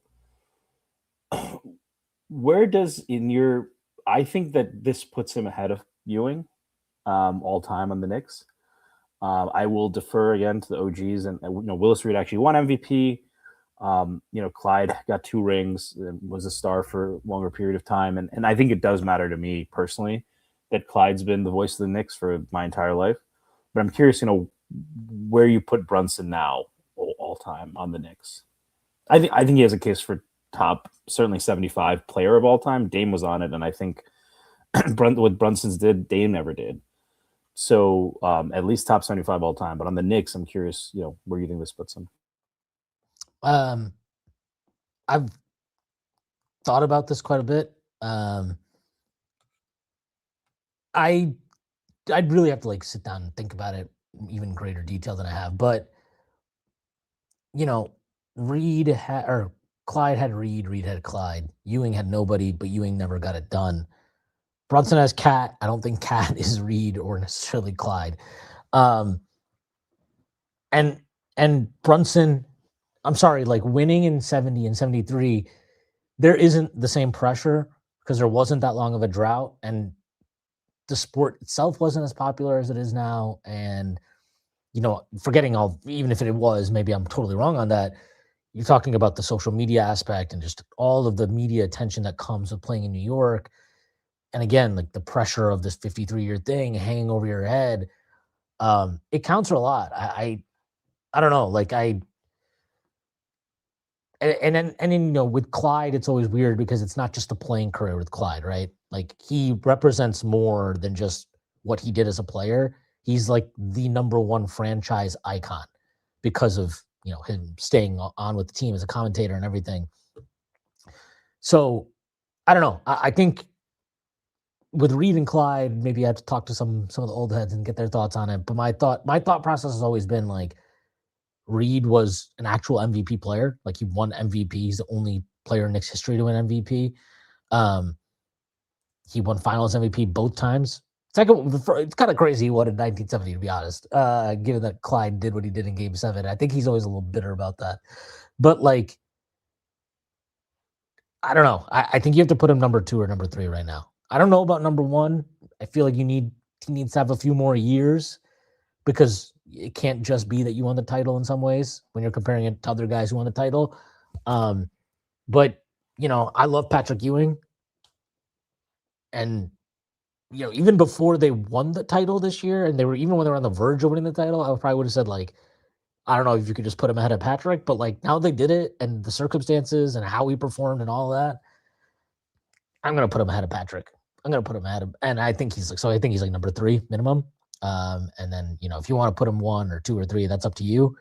But I mean, he's in the conversation, and the more special thing to me is not just that he's in the conversation. I think what's really special about it, and what matters, and what makes you feel so good, and again, another reason why this championship felt good is, you had all these legends there, right? You had Starks and all these dudes, but very specifically, you had Patrick and you had Clyde there, and those guys are like, they are effusive in their praise for Brunson. It feels like they want him. They're happy to pass the torch, right? There's no bitterness. Patrick Ewing could be incredibly bitter, right? He'd probably sitting there like, man, I wish I had a GM like Leon Rose that that put some fucking talent around me so that I wasn't going to war with Michael Jordan, just with John Starks as my number 2 guy. Like, God bless John Starks, but come on, like that was my best help. And when you, but he's not bitter about it. He's not bitter about it. He's happy. Because he respects Jalen Brunson and Clyde, who Mike Breen has talked about how he's like, he never talks about any team like the way he talks about his Knicks teams, but he talks about this team in that way. And he never talks about anybody the way he talks about Willis Reed, because Willis Reed was his captain and his role model, but he talks about Jalen Brunson that way. He compares Jalen Brunson to him. I think that just speaks volumes. So, whatever you want to put Jalen Brunson as, top 1, number 2, number 3, whatever. And, you talk about all-time rank. I haven't even gotten around to thinking about that. But best player on a championship team that breaks the 53-year drought of the Knicks, and it's a historic team, a historic run in terms of playoff dominance. Yeah, that's special. And you know what? It's special to beat the Spurs. It feels like full circle, right? Because you lost them in '99, last time the Knicks were in the finals. You get your revenge. And that team was the start of a dynasty built around, a generational big man, right? And the Knicks were the first team they cemented that on, and you get to flip the script now, right? So, right, and then you're playing against Wembanyama, and look, in all the moments that mattered, if you want to sit here and tell me Victor Wembanyama is the best player in the world, fine, whatever. But like, every moment that mattered, every period that mattered in the fourth quarter of these games, Brunson was by far the better player. By far the better player. Like, not close. It really wasn't. Wemby made mistake after mistake. He never had the energy to close games that he had to start games. I mean, this guy was it was pathetic. He got pulled out at the end of 5 minutes left in the fourth quarter of game 5. Elimination game on your floor because he's fucking tired. Get the fuck out of here. That was a joke. And you got Brunson playing entire halves while he's getting mugged, running the offense every possession after possession. And he's delivering every single time. So, all of that, you take the totality of that, the quality of defense you're going against, everything. It's special. And where do you rank him all time? I think Simmons did the whole thing and he had him number 41. I only have a top 25 ranking. I think I have some overflow. But maybe now that Brunson has done what he did, I'll have to go spend some of my time this summer being a big loser and extending my list. But if you 41 after what he did, like, it's not crazy. And I would say that it's a little weird because he only has 3 All-Stars. Yeah, he only has 3 All-Stars. How do you rank him against guys like Chris Paul or Jason Kidd, Gary Payton? Yeah, that's where it gets tricky. That's where it gets tricky. They had more individual accolades, but he did something they never did, right? So right, and I think if he just stacks up a few more years, All-Stars, All-NBAs, even if he never wins a championship, I think that'll naturally push him up the list for most people because he already did the hardest thing there is to do. So, and for me, like, I don't know, I'm becoming more and more. of the opinion that like I don't even know we should care about the playoff or the regular season rather when we're talking about all-time players, like all-time players, right? We're talking about when you're talking about even top 100 guys, you're talking about Hall of Famers, like, and those are all all-time players. How important should the regular season really be then? Because your legacy is defined in the postseason ultimately, and when it comes to that, I'd have to sit down and really look through it. Are there 25 guys better than Jalen Brunson in the postseason? I It'd be hard for me to believe that. It'd be hard for me to believe that. Like, is James Harden, if you look at his career accolades, better than Jalen Brunson? Sure, I guess. But like, But he's also not a top 20. I mean, if you look at top 25 guys, like Wade probably still is, right? Like, or Wade like definitely is a top 25 Barkley. guy. But like, if you look at Those are like the guys like you're talking about at the end of the list, right? yeah, like I don't know, Karl Malone's like a greater all time player. I mean, he's a lot of things that we don't need to get into here. But like Jalen Brunson Yeah, won this the is the one thing championship. where he's definitely the numbers for whatever number you want to put Malone at it is a lot higher than 18. So Yeah, yeah, I mean, I mean, Rock Daly is saying this right here. He's well above Gary Payton. I agree. Like, I don't think that's really that's not that can't be a conversation because Payton was never the best player on a even a finals team, right? Kemp was the best player on that team. So like, it's they're not even playing the same fucking role. Thank you to Kevin Danishevsky for the super chat. He says, in my opinion, Brunson is 30 right behind Wade and over JT. I think I'm assuming that's Jason Tatum. I have Wade higher than that.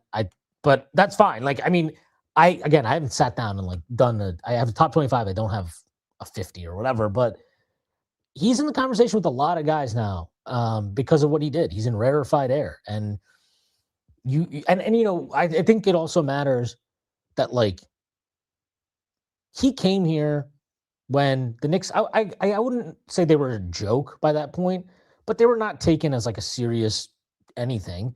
And certainly signing him was not viewed as, oh wow, they're like now super legit playoff team. They were plus odds to even make the playoffs that year. I think they would have been plus odds to make the play-in that season. So that's a fun tweet, by the way. Woj's tweet announcing the signing. Go back and look at that and look at all the comments.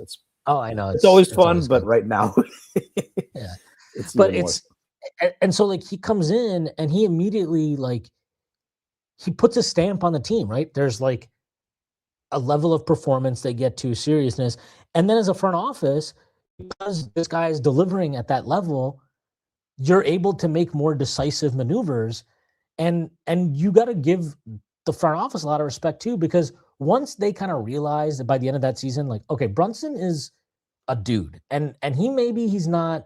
Maybe they don't even know at that point that he's going to become as good as he becomes. But he's good enough that we can't just sit around and wait. We have to be aggressive. We have to make moves to add talent and add pieces around him that amplify him, but also protect him in the areas maybe that he's not the best.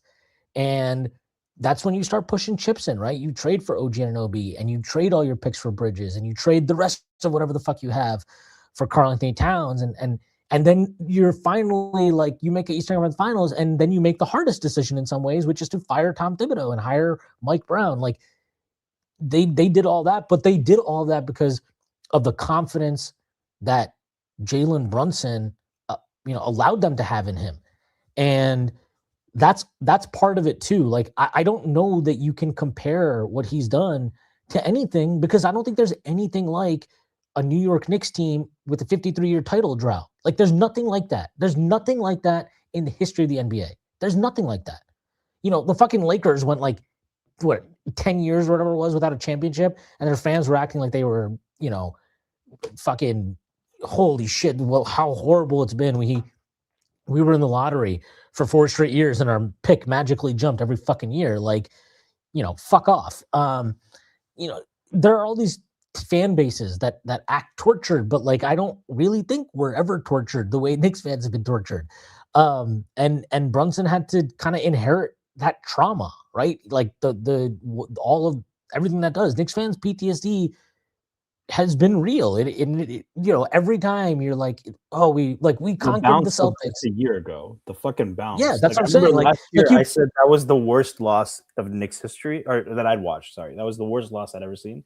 And this year I had the best win I'd ever seen, right?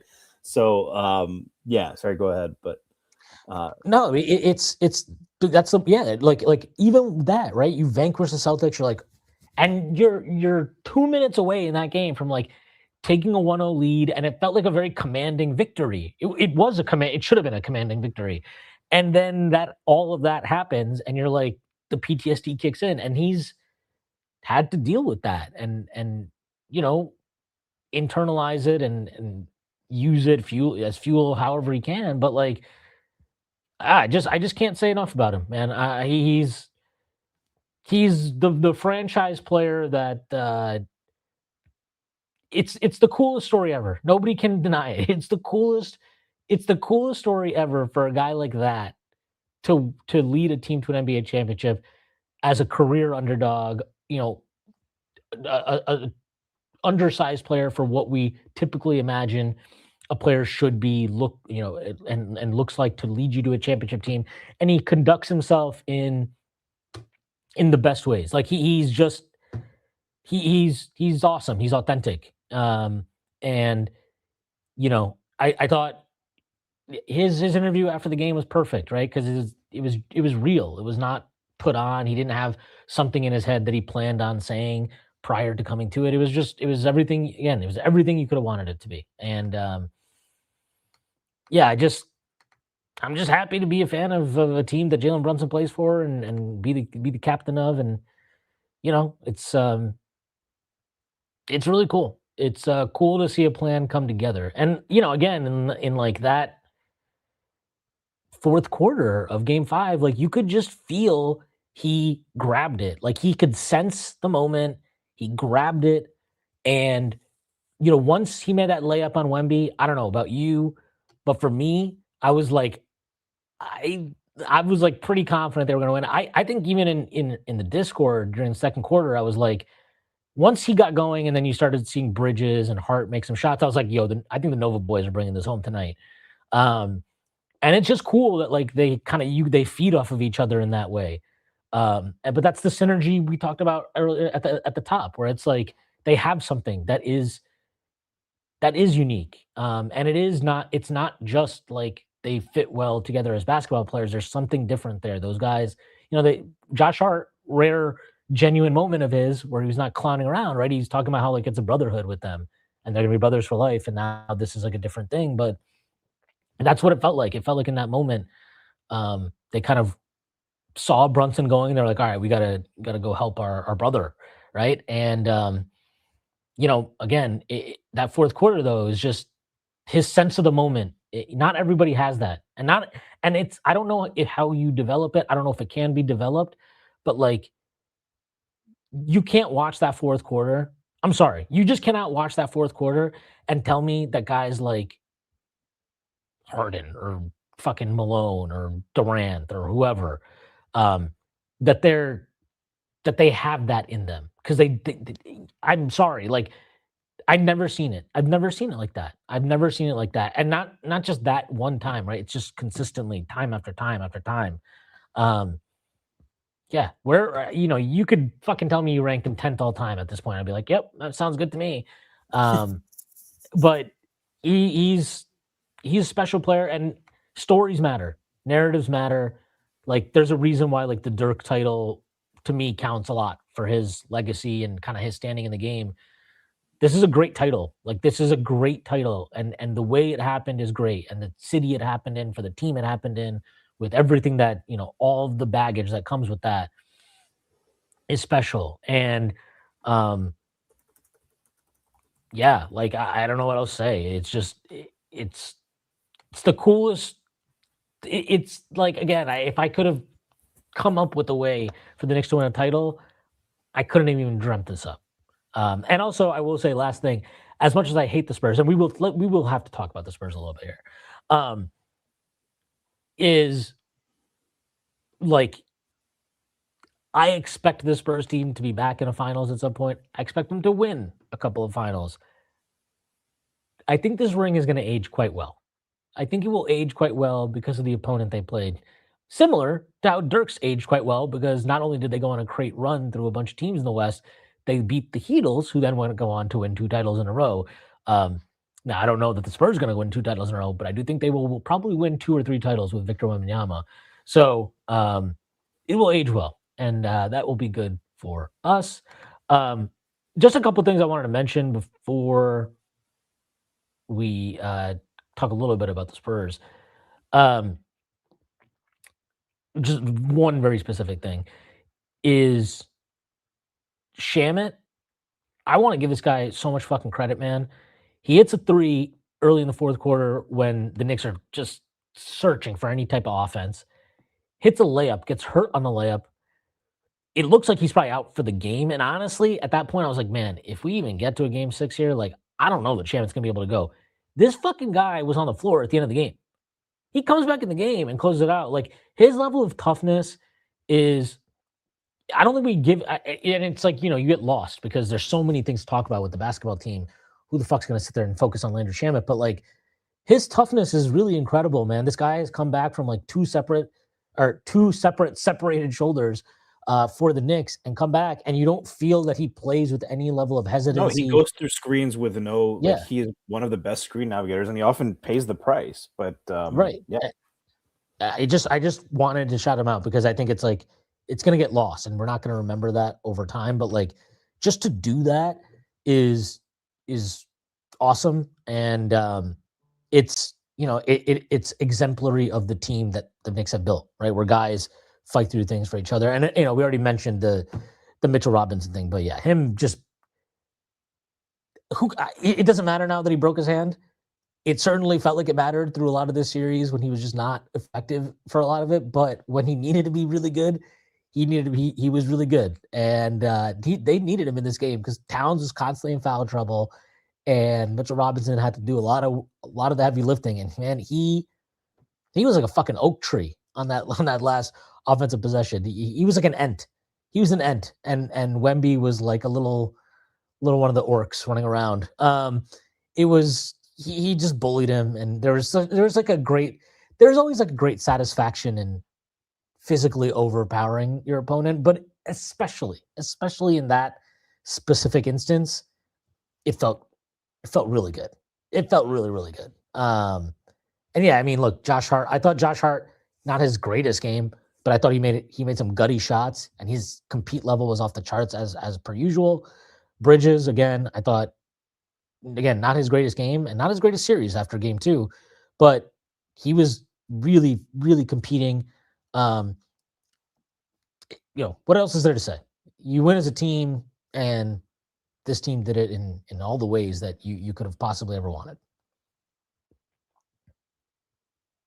Yeah, just one thing I'll add on Brunson too. So you were mentioning, kind of I think that coming up in big moments and just the the sheer will and all that.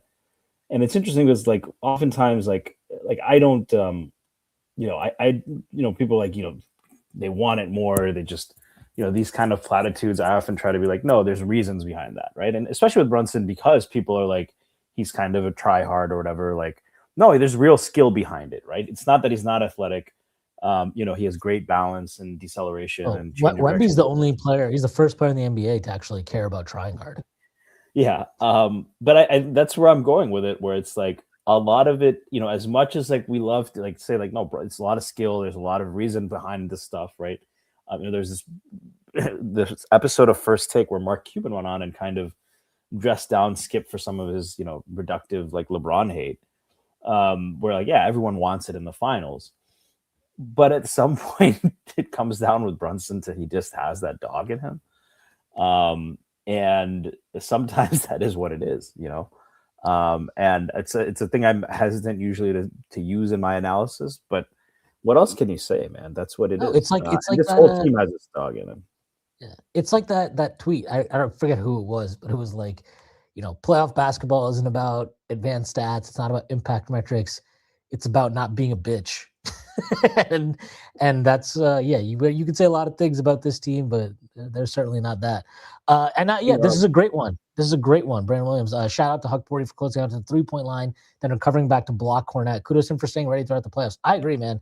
I actually thought he gave them good minutes when he was called upon, especially in this game. That block on Cornette was, I mean, that level of hustle, that's what you want, right? If you're an end of the bench guy, I'm calling on you to give me like a minute or two here.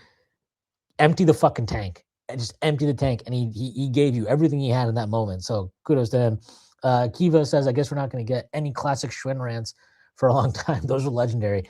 It'll be hard. It'll be very, very hard. I don't know. I don't know if I can summon anger about this team for a while. Winning a championship is pretty much they're in my good graces for quite a long time after that. But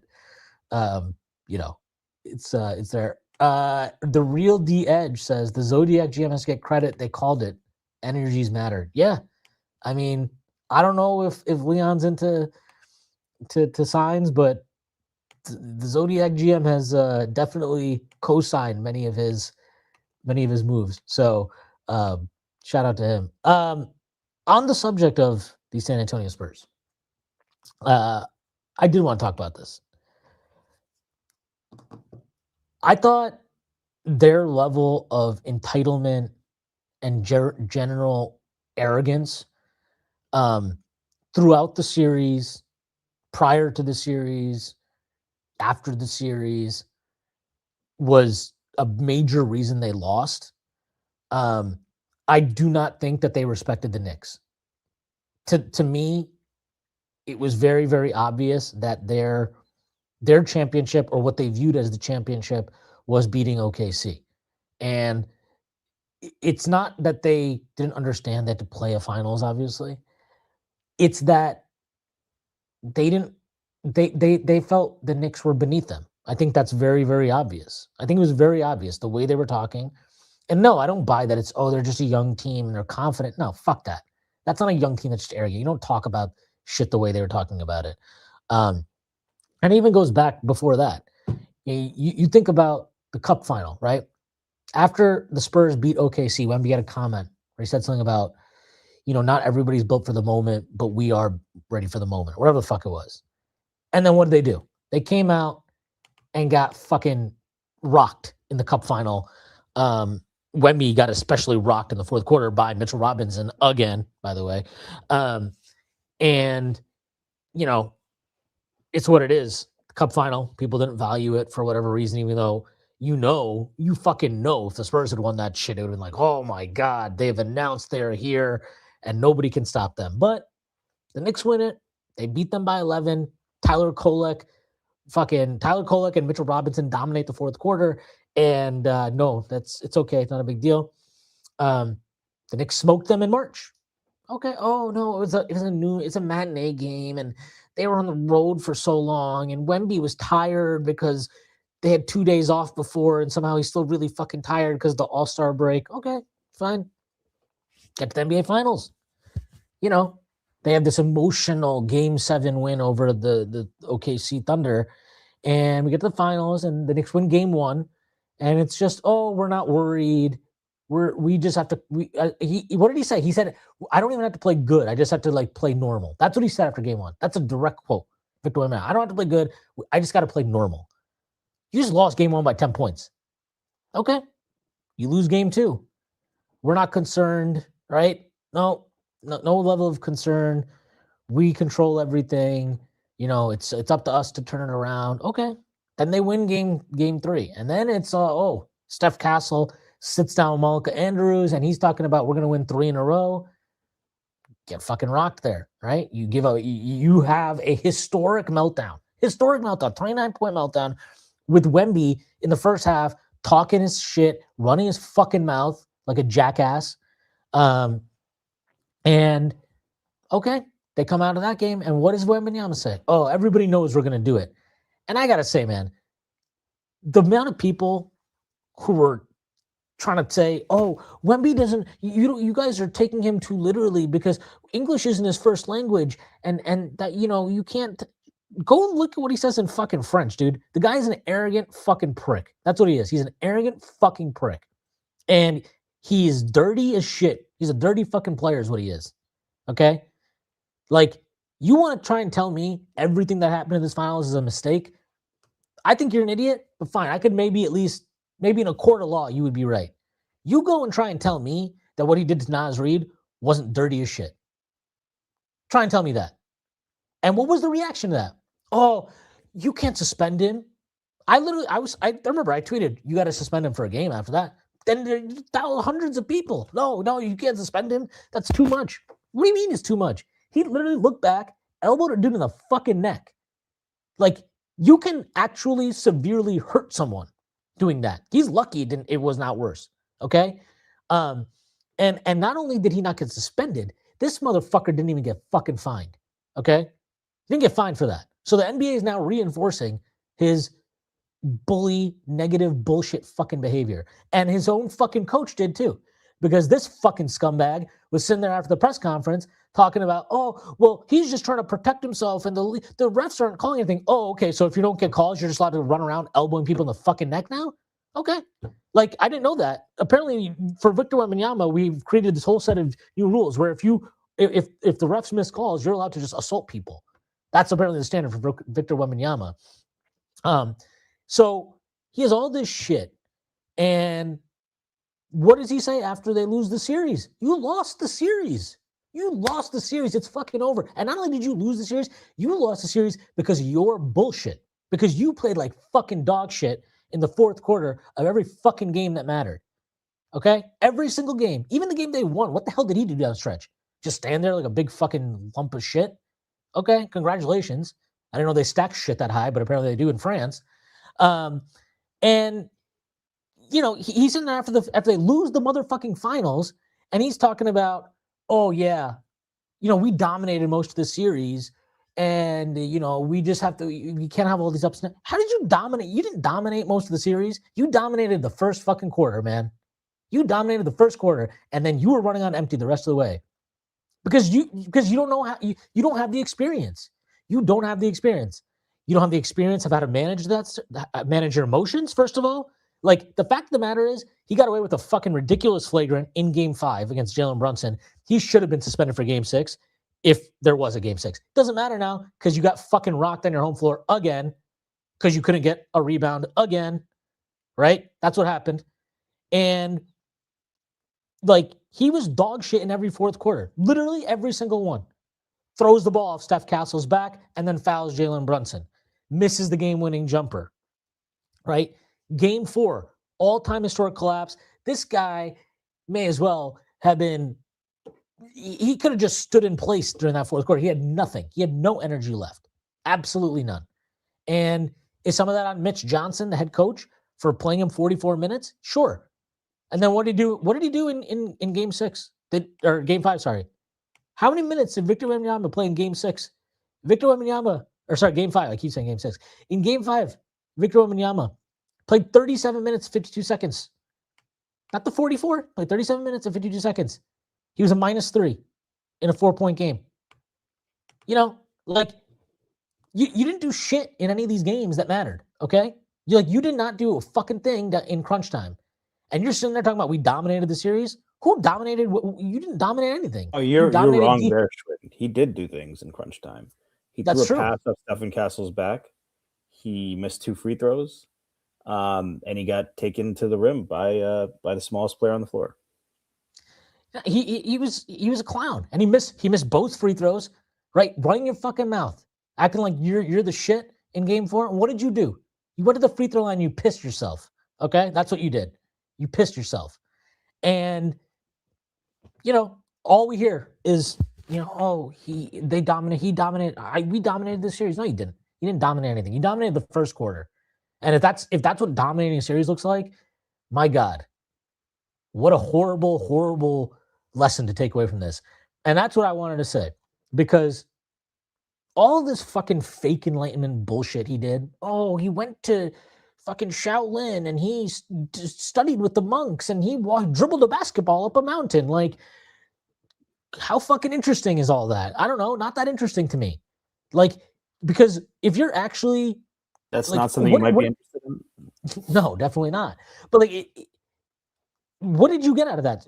Okay, so you're he's so enlightened now. Oh, so he's just running around trying to bully people, mushing Jalen Brunson in the head, tossing Alvarado to the ground, sticking his foot. By the way, I 100% think that was intentional. That landing zone foul on Brunson. He He looked looked down. down, yeah. He looked down. That was dirty as shit. And like, so how are you fucking enlightened? You're enlightened with what? Nothing. I have to commit flagrants. We should commit a new fucking. We should create a new stat for Wemby. Flagrants per 36, because this fucking guy was averaging at least one a game for the fucking series they were actually called them. It was a joke. He's a joke, and the organization has enabled this, and the league has enabled this because there's nobody checking Wemby. Nobody. They don't have a guy that can do it. Popovich maybe would have been the guy, but obviously, unfortunately, we know that he can't do it in the capacity he's in. But I think that's a real problem for them because when you're arrogant to the point that he is, he can talk all this enlightenment bullshit. Oh, I learned the hard lessons to learn. I'm learning right now. How can you learn if you don't even give your opponent credit? I don't forget the shaking a hand thing. Whatever. I don't give a shit. Maybe you're just an immature baby. But even that says something about your character right now. But how are you learning if you think everything that went wrong in the series was simply up to you? That's not how you learn. That is not how you grow. That is not how you become better. You cannot look at that series and your takeaway be, well, they didn't do anything. We just fucked up. I just fucked up. That's all that happened. That's not all that happened. And that's disrespectful to your opponent. And again, that to me, that is not the mindset you have that you grow from. That is not the mindset you have that you develop from. And, he's an incredible talent. Nobody can deny that. He's an incredible talent. He's maybe the best player in the world. But there's more to winning than just talent. There's a lot more to winning than just that. And, in their, I guarantee you, in his head and in their collective, and by the way, his bullshit arrogance, which, it is arrogance. It's pseudo confidence, but it's actually just arrogance. It bleeds down, right? You see Castle, you see Dylan Harper. These guys, like, they're strutting around like peacocks every time they do something. Like, relax, okay? You made a fucking layup. Congrats. Congrats to Stephon Castle for running HB dive like Brandon Jacobs 25 times a game. Maybe work on a jumper that doesn't look like you're throwing a fucking box. Like, what a joke both those guys were. Dylan Harper strutting around constantly. And what did he do in crunch time? Pissed his pants. Fuck him. And fuck Stephon Castle. But, you're just, I refuse to believe that mindset is good for Wemby as an individual player or for the example he's setting for the entire team. I think it's soft, actually. I think it's fake toughness is what that is. That's fake toughness. And, talk about fake tough. Oh, like this guy was like, he ran to the sideline at the end of game 5 against OKC and told Biyombo and who was the other one? Plumlee to go fucking give hard fouls. Give me a break, man. Like, what are you, Tony Soprano? Let me remember, just to remind you, Tony Soprano actually performed his own hits at times. So, I just found everything about him to be despicable in this series. And the way he's covered, the way he's talked about is a joke. Like, it is a joke. The guy is out there trying to hurt people. And if you want to be generous, at bare minimum, you're saying you got to say he's being excessive with how he's committing some of these fouls. And he gives no credit to his opponents. He shows no respect to them. I just think, like, they beat OKC. That's a great achievement for them. I mean that genuinely. It's a great achievement for them. Do you think that OKC, if they had, J-Dub and AJ, that they would have lost that series? I don't. So, like, you didn't conquer basketball. You didn't figure it out, buddy. Okay? That's not what happened. LeBron James made a finals at 22. When was the next time he made the finals? 26. You know how old he was when he finally won a finals? 27. It ain't always as easy as you think it is. And with his fucking mindset, I would bet pretty heavily against them next year, as talented as I think he is. I still think there's plenty for them to figure out. And I think, the path they had, as somebody pointed out earlier, this whole Western Conference bullshit. Oh, the Western Conference is so tough. The Western Conference is so tough. How is it that tough? It didn't look that tough to me. The NBA Finals looked pretty fucking easy, actually. Just keep the game tight, and they'll piss their pants at the end of it. So that's pretty good formula. I mean, When you have the the best most closer in the fucking impressive league. the most impressive series win is Oklahoma City, which was down Jalen Williams, which they were for most of the year, to be fair, and they still won 60 whatever games, 62, but also down AJ Mitchell at the end, right? I mean, I think the arrogance is a little bit born. It's a very young team. I think Mitch Johnson deserves a lot of criticism for this. It's Wemby is a 22-year-old who the world is showering with praise. Castle is a lottery pick. Dylan Harper, actually, I didn't hear or see him do any flexes or whatever, but he's just a confident kid. I don't think he's. But Castle just complaining. I don't need it after every fucking layup. Okay, like I get it. You're confident. Every fucking layup, you don't need to be posing for the cameras and flexing. Like, give it a fucking rest, man. Like, it's enough.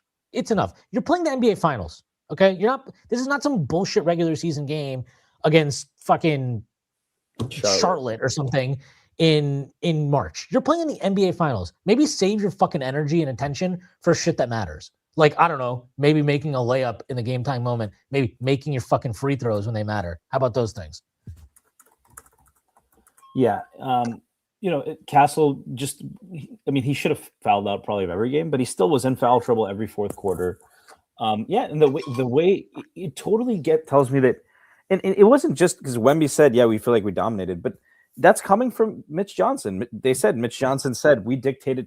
What a ridiculous state. You dictated blowing a 29-point lead, really? They were up double digits in the fourth quarter in every game. They even game 2, which they won, required a couple of improbable. I'm not sitting here and saying analytically the Knicks should have won, but the Knicks were right there and had a chance to tie late. And you get Castle hits a prayer and Fox hits a shot that he can hit, but one the Knicks will live with. That was what it took. And the rest of the series, you didn't have it. And there's a pattern. It's one thing to say, games are close and every time the one team just won in the close moments, but they were really right there. But when the same thing happens every time, you have to think that there's something going on there. And it's when you see that your rotation is your starting 5, Harper, and then Luke Cornett is your backup center. And Carter Bryant? Remember Carter Bryant, the spiritual love child of Vince Carter and Kobe Bryant. That's how people talk about him, right? You didn't have the depth. Your best player still has conditioning issues. And look, it's tougher for a big guy, but I'm sorry. I remember a generational, who has the minutes record for average minutes? I know who you do. You do. The average minutes per season record is 48.5 by a 7'1" big man. Now, he might be the most physically gifted athlete ever or basketball player ever, but that's the standard you should have. And there's no accountability coming there. Forget crediting the opponent, but you should have an understanding of what happened. You're throwing elbows because you lack the lower body strength and core strength to deal with it. Right now, you have a high center of gravity. That's going to happen, right? And to some extent, like I think it was telling, right, that when he threw that, when he threw that elbow or whatever at Brunson, Shaq was the one defending him, and Barkley was the one kind of who was very critical. That's no coincidence, right? Because we know that guys that tall are going to get hit on every play. That's why Shaq was obviously on Wemby's side. He dealt with that, right? But he also took accountability and he learned. He learned from his mistakes. And every star goes through this, right? Magic got a coach fired. Jordan got beat up by the Bulls. Shaq lost to the Rockets. His first he gets swept. Kobe had 4 air balls. LeBron has 2011, the choke. You can go down the list, right? But how you respond is what matters, right? And all of them did, and there's always an excuse. That's the thing. Wemby's excuse could be, we were so close, we were leading for most of this. A couple things break the other way. Magic could say Westhead put the shackles on Showtime, right? MJ could say Scotty had a migraine game 7, even before I put on the strength. Scotty had a migraine. We beat them if he doesn't. Kobe could have said, I was early in my career. It doesn't matter. Like Shaq could say that Nick Anderson missed 2 free throws. LeBron could say, it was a zone defense and my teammates didn't make the shots. Every player, but what do? Right? Magic, rehabbed his injury and played better than ever, right? Jordan put on weight and strength. Like do you think Wemby's getting mugged? Look what's happening to Jordan. Look what's happening to Brunson. I mean, I'll mention that every time. You had Shaq. Shaq made a little bit of a ignominious move and moved to LA, but he also revamped his game a little bit, right? You had LeBron developed a post game. All of these things happened because the players said, and here's the thing, right? This is also the Kenny Atkinson thing. There's been this concept. There's this book a few years ago. It's a good book called Thinking in Bets by Annie Duke, who was a poker player. And she talks about, the process of decision making, like using, and it's the kind of mindset of analytics, right? So there's this concept of resulting versus process, right? And we talked about this, right? So you can, if you play poker, you can play 7-2 offsuit and then get 7-2-2 or 7-7-2 on the flop, right? And you bluffed it poorly in the pre-flop, and then you flopped a full house, right? That's not good process, but it's a good result. And then you might have played the hand correctly, but your opponent gets, a 2% card on the river. That's good process, but bad results. And people have taken this way too far to make it. And Mike McDermott over here. I'm very aggressive. I'm Teddy. That wasn't a good one. Does this look like a man who can be beat with jacks? Pay that man his money. But I think it's been taken too far because your opponents, because what any poker player will tell you, and what any in a competitive field is, yeah, you might have played better and gotten unlucky, but the opponent is always adapting as well. So you can't just say everything's fine. We're analytically up 2-1. We've controlled the series. No, your opponent is making adjustments every game too. And you have to also be willing to evaluate that, if your process was fine and your execution was fine, you still lost. Are the assumptions you made, right? Are the assumptions that Josh Hart is never going to hit a 3? You don't have to late contest Josh Hart. Is the assumption that, you can play Wemby certain number of minutes and you'll be fine. Those, you have to be willing to evaluate it. And none of the teams, the only team that seemed to really do that was the Hawks, and credit to them. I have the most respect for the Hawks, but the Spurs don't have that. They lack that self-awareness. You'd hope the front office does, or your front office doesn't. I think for Wemby, the biggest things are lower body strength, conditioning, and developing go-to move, as well as some self-awareness. And then they need a backup center. There's still lots of reasons for optimism, right? Dylan Harper, inconsistent with the shot, but he's not afraid to shoot. Has good touch. I can see him as a shooter. Even when that the drive is coming, he's got terrific balance. Castle is still very athletic, really talented defender. But he's developing handle and 3-point shot. But there isn't a promising playoffs. And I think they probably did feel like, I felt this way last year when we beat the Celtics. I was like, we slayed the dragon. So the Pacers should be. If we got past Boston, the Pacers, we can handle them. We were about to win the series last year, and it didn't happen, right? And I don't think the Knicks thought that way, but there is a tendency to feel that way. So after beating the Thunder, we took down the defending champs, just like the Knicks did last year. This should be, now we can do anything. We can take the Knicks. And it didn't work out that way. And you know what? I don't want to say that they didn't take the Knicks seriously, because I think they did. But I think there was an inability to see what was happening that comes from entitlement.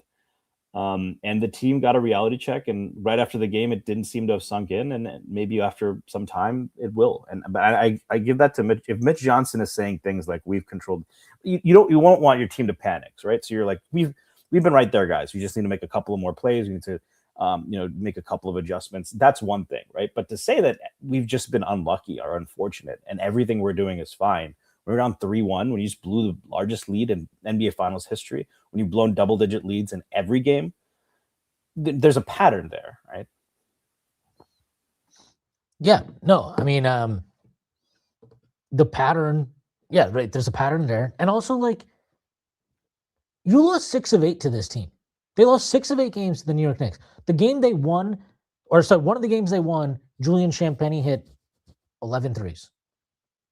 Like, and it was like, the Knicks didn't have Josh Hart. They didn't have it. Was we talked before the series, we talked about it, and I was like, that was the game that, you take whatever you can from it. But to me, it was like the least predictive of any future value in a matchup between these two teams, because it was like there were so many things that were weird about that game. Wembanyama gets hurt, right? He leaves the game. Like I said, Mitchell Robinson, Josh Hart didn't play. Champagnie hits 11 threes, which, like, look, yes, guys could hit 11 threes, but you're talking about probably the greatest performance of his life. I think it was also like one of OG's worst games ever. He was like a minus 26 or some insane thing like that. It was just such a strange game, and it was New Year's Eve. Like, it was just odd. And that was also like right after the Knicks Cup final thing. So I just felt like, whatever, that game didn't matter that much. And then you look at the games that mattered, and they have a similar pattern. Like the Cup final, the Knicks were down, and then they punked them in the end. In the game in March, like, the Spurs got off to a great start, and then the Knicks punked them throughout the rest of the game. And, like, how did this series go, right? The Knicks were terrible in first quarters, and then every other quarter after that, the Knicks dominated. So, like, yes, were the Knicks down for most of the series? Sure. I think the number that's been going around is the Knicks trailed for 72% of the series. So the Spurs were up for 72% of the series. The Knicks were up for 24% of the series. Then 4% of the series is tied possessions. So, like, sure, if that's your definition of you dominated, fine. But, like, when you consistently, as you mentioned, like, if the general play of these games, like how they're unfolding, continues to be the same game after game after game, at some point, it says something about you. So yeah, and I'll look, like, just close with this because it is worth mentioning, and I want to get to the super chat real quick. This is from Keith Kill. Thank you for the super chat. Love you all, boys, man. Been listening and chatting with you all for ages. Let's get drunk and hug. That will be plenty of that on Thursday, so that will happen. But, like, we've talked a lot about the guys in the team, like Karl-Anthony Towns, Jalen Brunson, obviously, Josh Hart, Bridges, Mitch Robinson, McBride, Shamet, all these dudes. And OG Anunoby, like, they all deserve all the credit because they're the guys on the floor making it happen.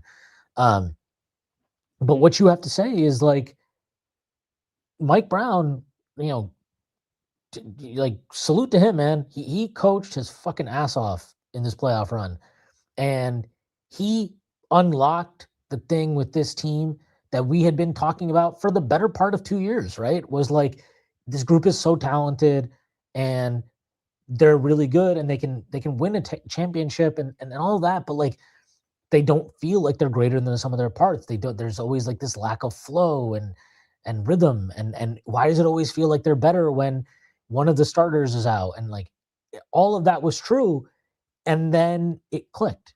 Like, it actually happened. The thing that we were like, this is so dumb. Why do you keep doing the same thing over and over again? And then it actually happened. The thing that we were like, you can't just keep trying it. Like, at some point you got to learn. And Mike Brown was like, watch this. Watch this. I'm going to put in a flex cut and this will change everything. But, like, he deserves all the credit in the world because not only did he unlock the offense with the starting group, especially to a high level, defensively, this team became a juggernaut. Like, out of nowhere, they became a juggernaut. They were a top 3 defense. I think they were number 2 after January 19th, right after the debacle against Dallas. And they were the number 1 defensive team in the postseason. And, like, yeah, you can tell me, oh, well, the East was soft or whatever, but, like, I'm sorry, like, nobody was suggesting that the Knicks were going to sweep the Sixers with ease before that series. Nobody was suggesting the Knicks were going to sweep the Cavs with ease before that series. And Michael those are Pena teams said the Hawks in 6, and I don't think it's a hot take. Right. The Hawks are going to win these series is not a hot take. Right. And just in the sense of, like, Philly and Cleveland in particular, Cleveland very much in particular, this is not a team that was, like, offensively incapable. right? Like this is a team that can score the ball.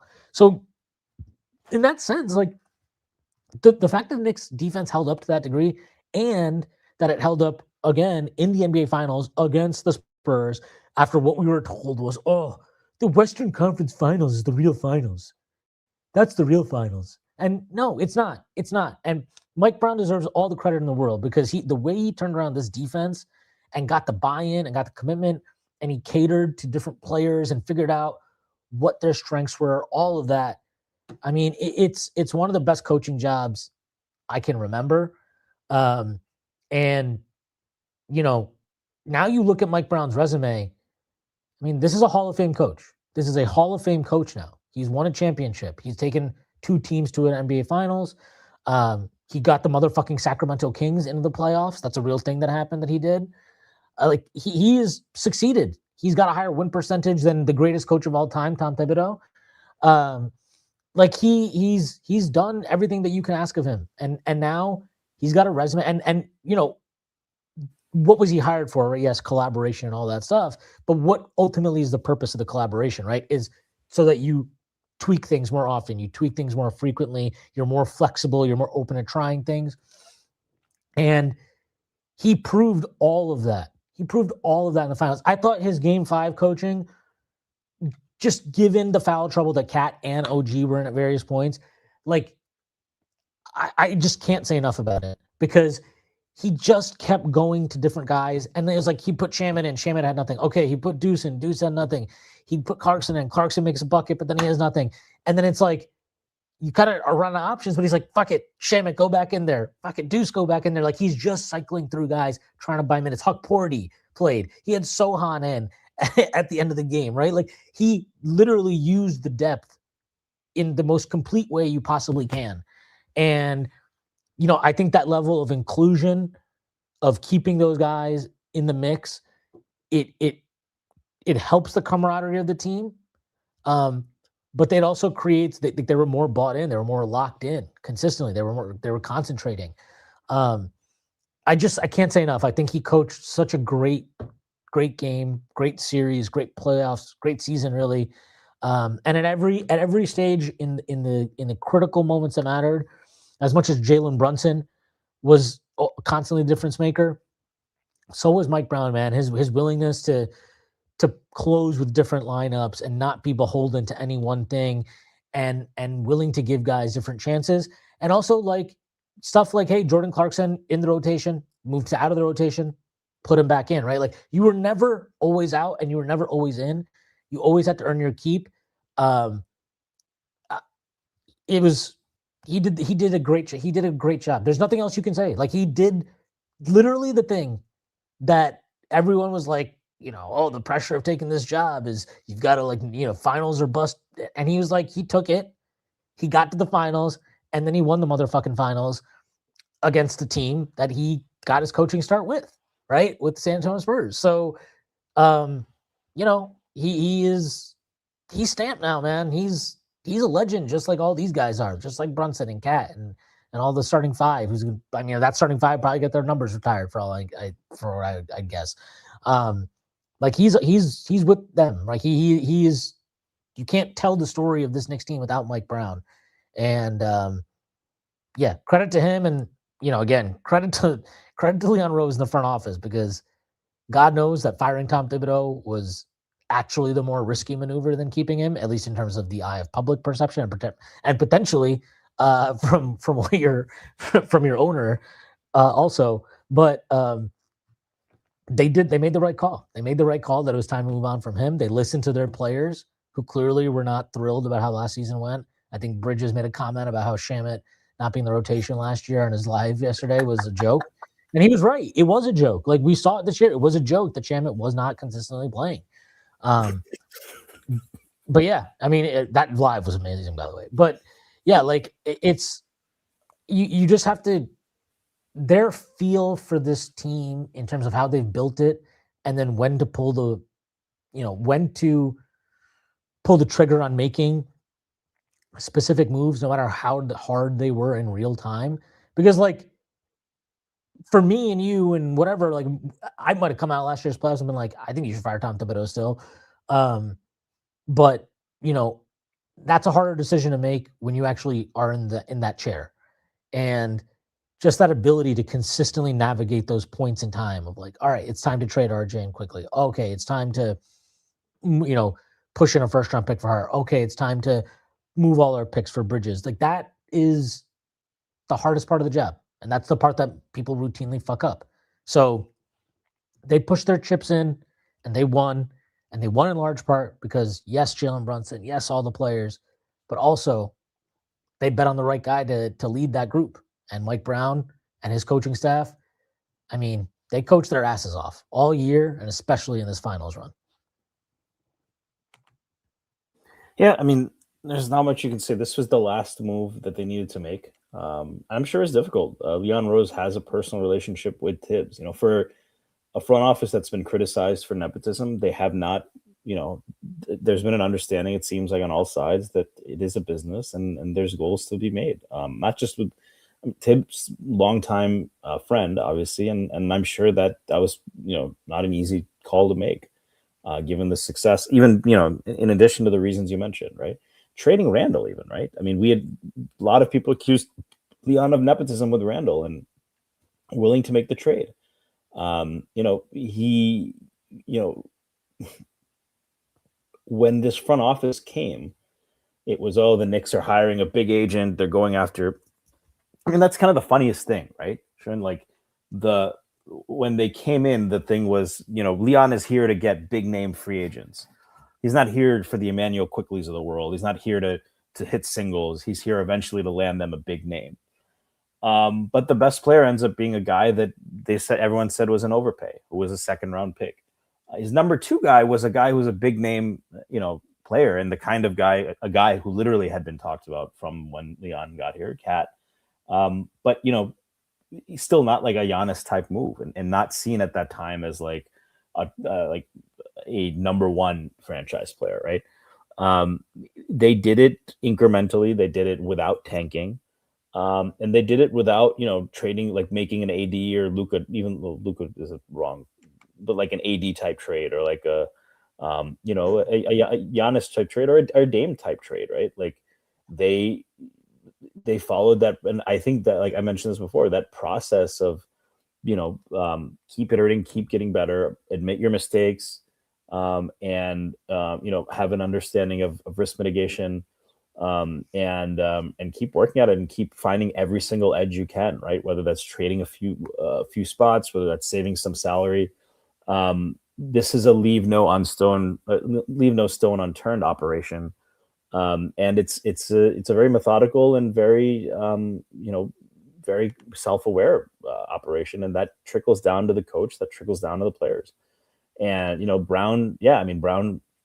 Look at De'Aaron Fox. Look what he looks like now. Yes, I know he was hurt, but hasn't exactly been lighting the world on fire in San Antonio.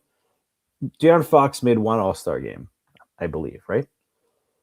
Guess who his coach was? Right. So De'Aaron Fox made one All. Like the Kings have been the most pathetic franchise for a long time. It got even worse after Vivek got there, and Mike Brown got them to the playoffs with a great offense, and he built that around Sabonis and Fox, two players who frankly have had nowhere near the same amount of success since. He's gone to the finals before. He got fired by the Cavs, but rehired actually, right? That says something in itself that,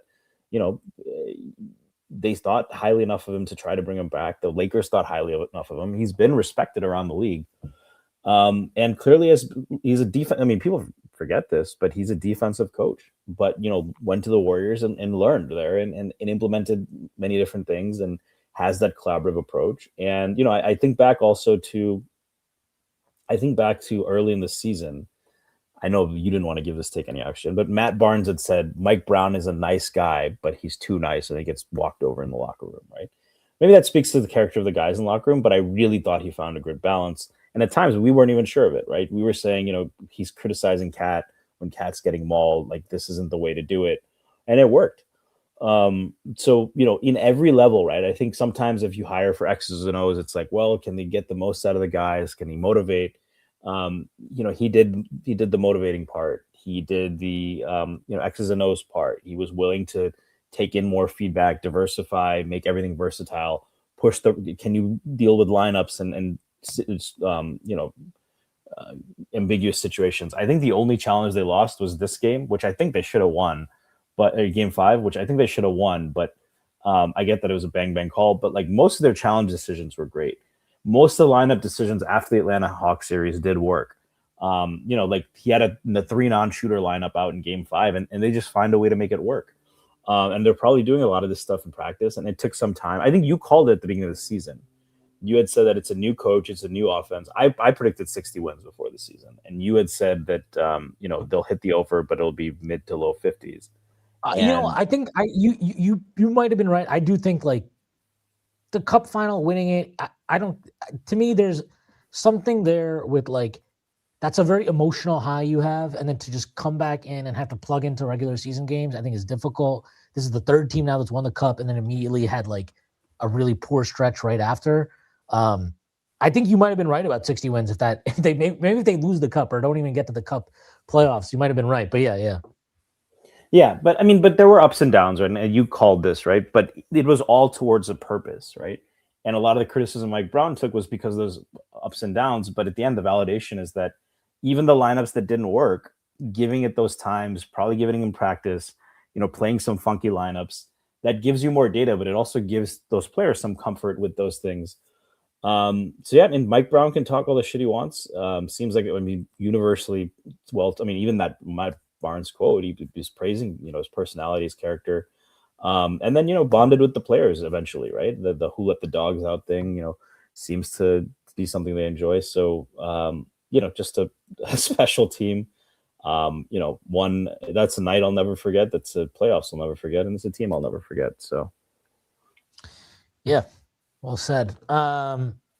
Just so people know, over on FanDuel, they got the futures for next year, which I got to pull up here.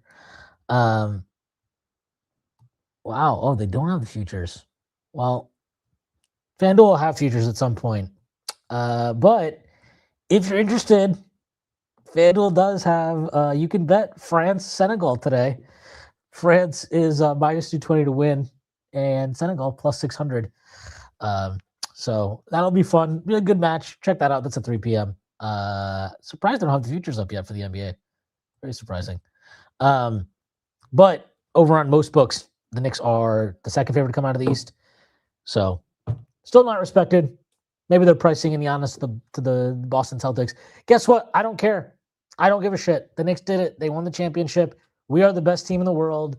We are the best team in the NBA. And everybody is chasing us. And that is important to remember. So every move that comes in now should be viewed as teams looking to match up with us or to catch up with us. And that is very, very important that we analyze it through that lens. Thank you for the super chat to Jake Andrews. Hope you're doing well, Jake. Good call about Spurs' overall attitude. I've been feeling the same, but couldn't put words to it. Good to see the finals win hasn't diluted the cooking oil. Sizzling critique. Good work, fellas. Thank you, Jake. And yeah, we haven't mentioned it, but really the team deserves so much credit because I thought they got a shitty whistle all finals. And they kept their composure and kept their cool and stayed focused.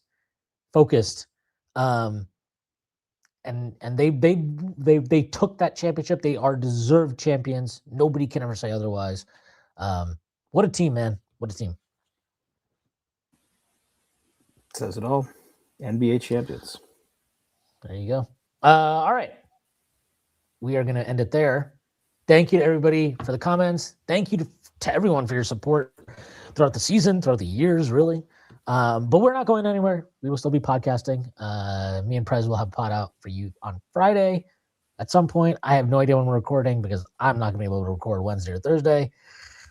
Them's the breaks. We'll figure it out. We'll get on a normal schedule after the parade, though. We'll be good. All right. That is our show for today. Again, thanks to everybody that joined us. Thank you for the super chats. Thank you for the comments. Thank you to our sponsor, FanDuel. And I'll see you all, I don't know, Friday, Saturday, whatever. Enjoy the championship. Enjoy the parade. Peace.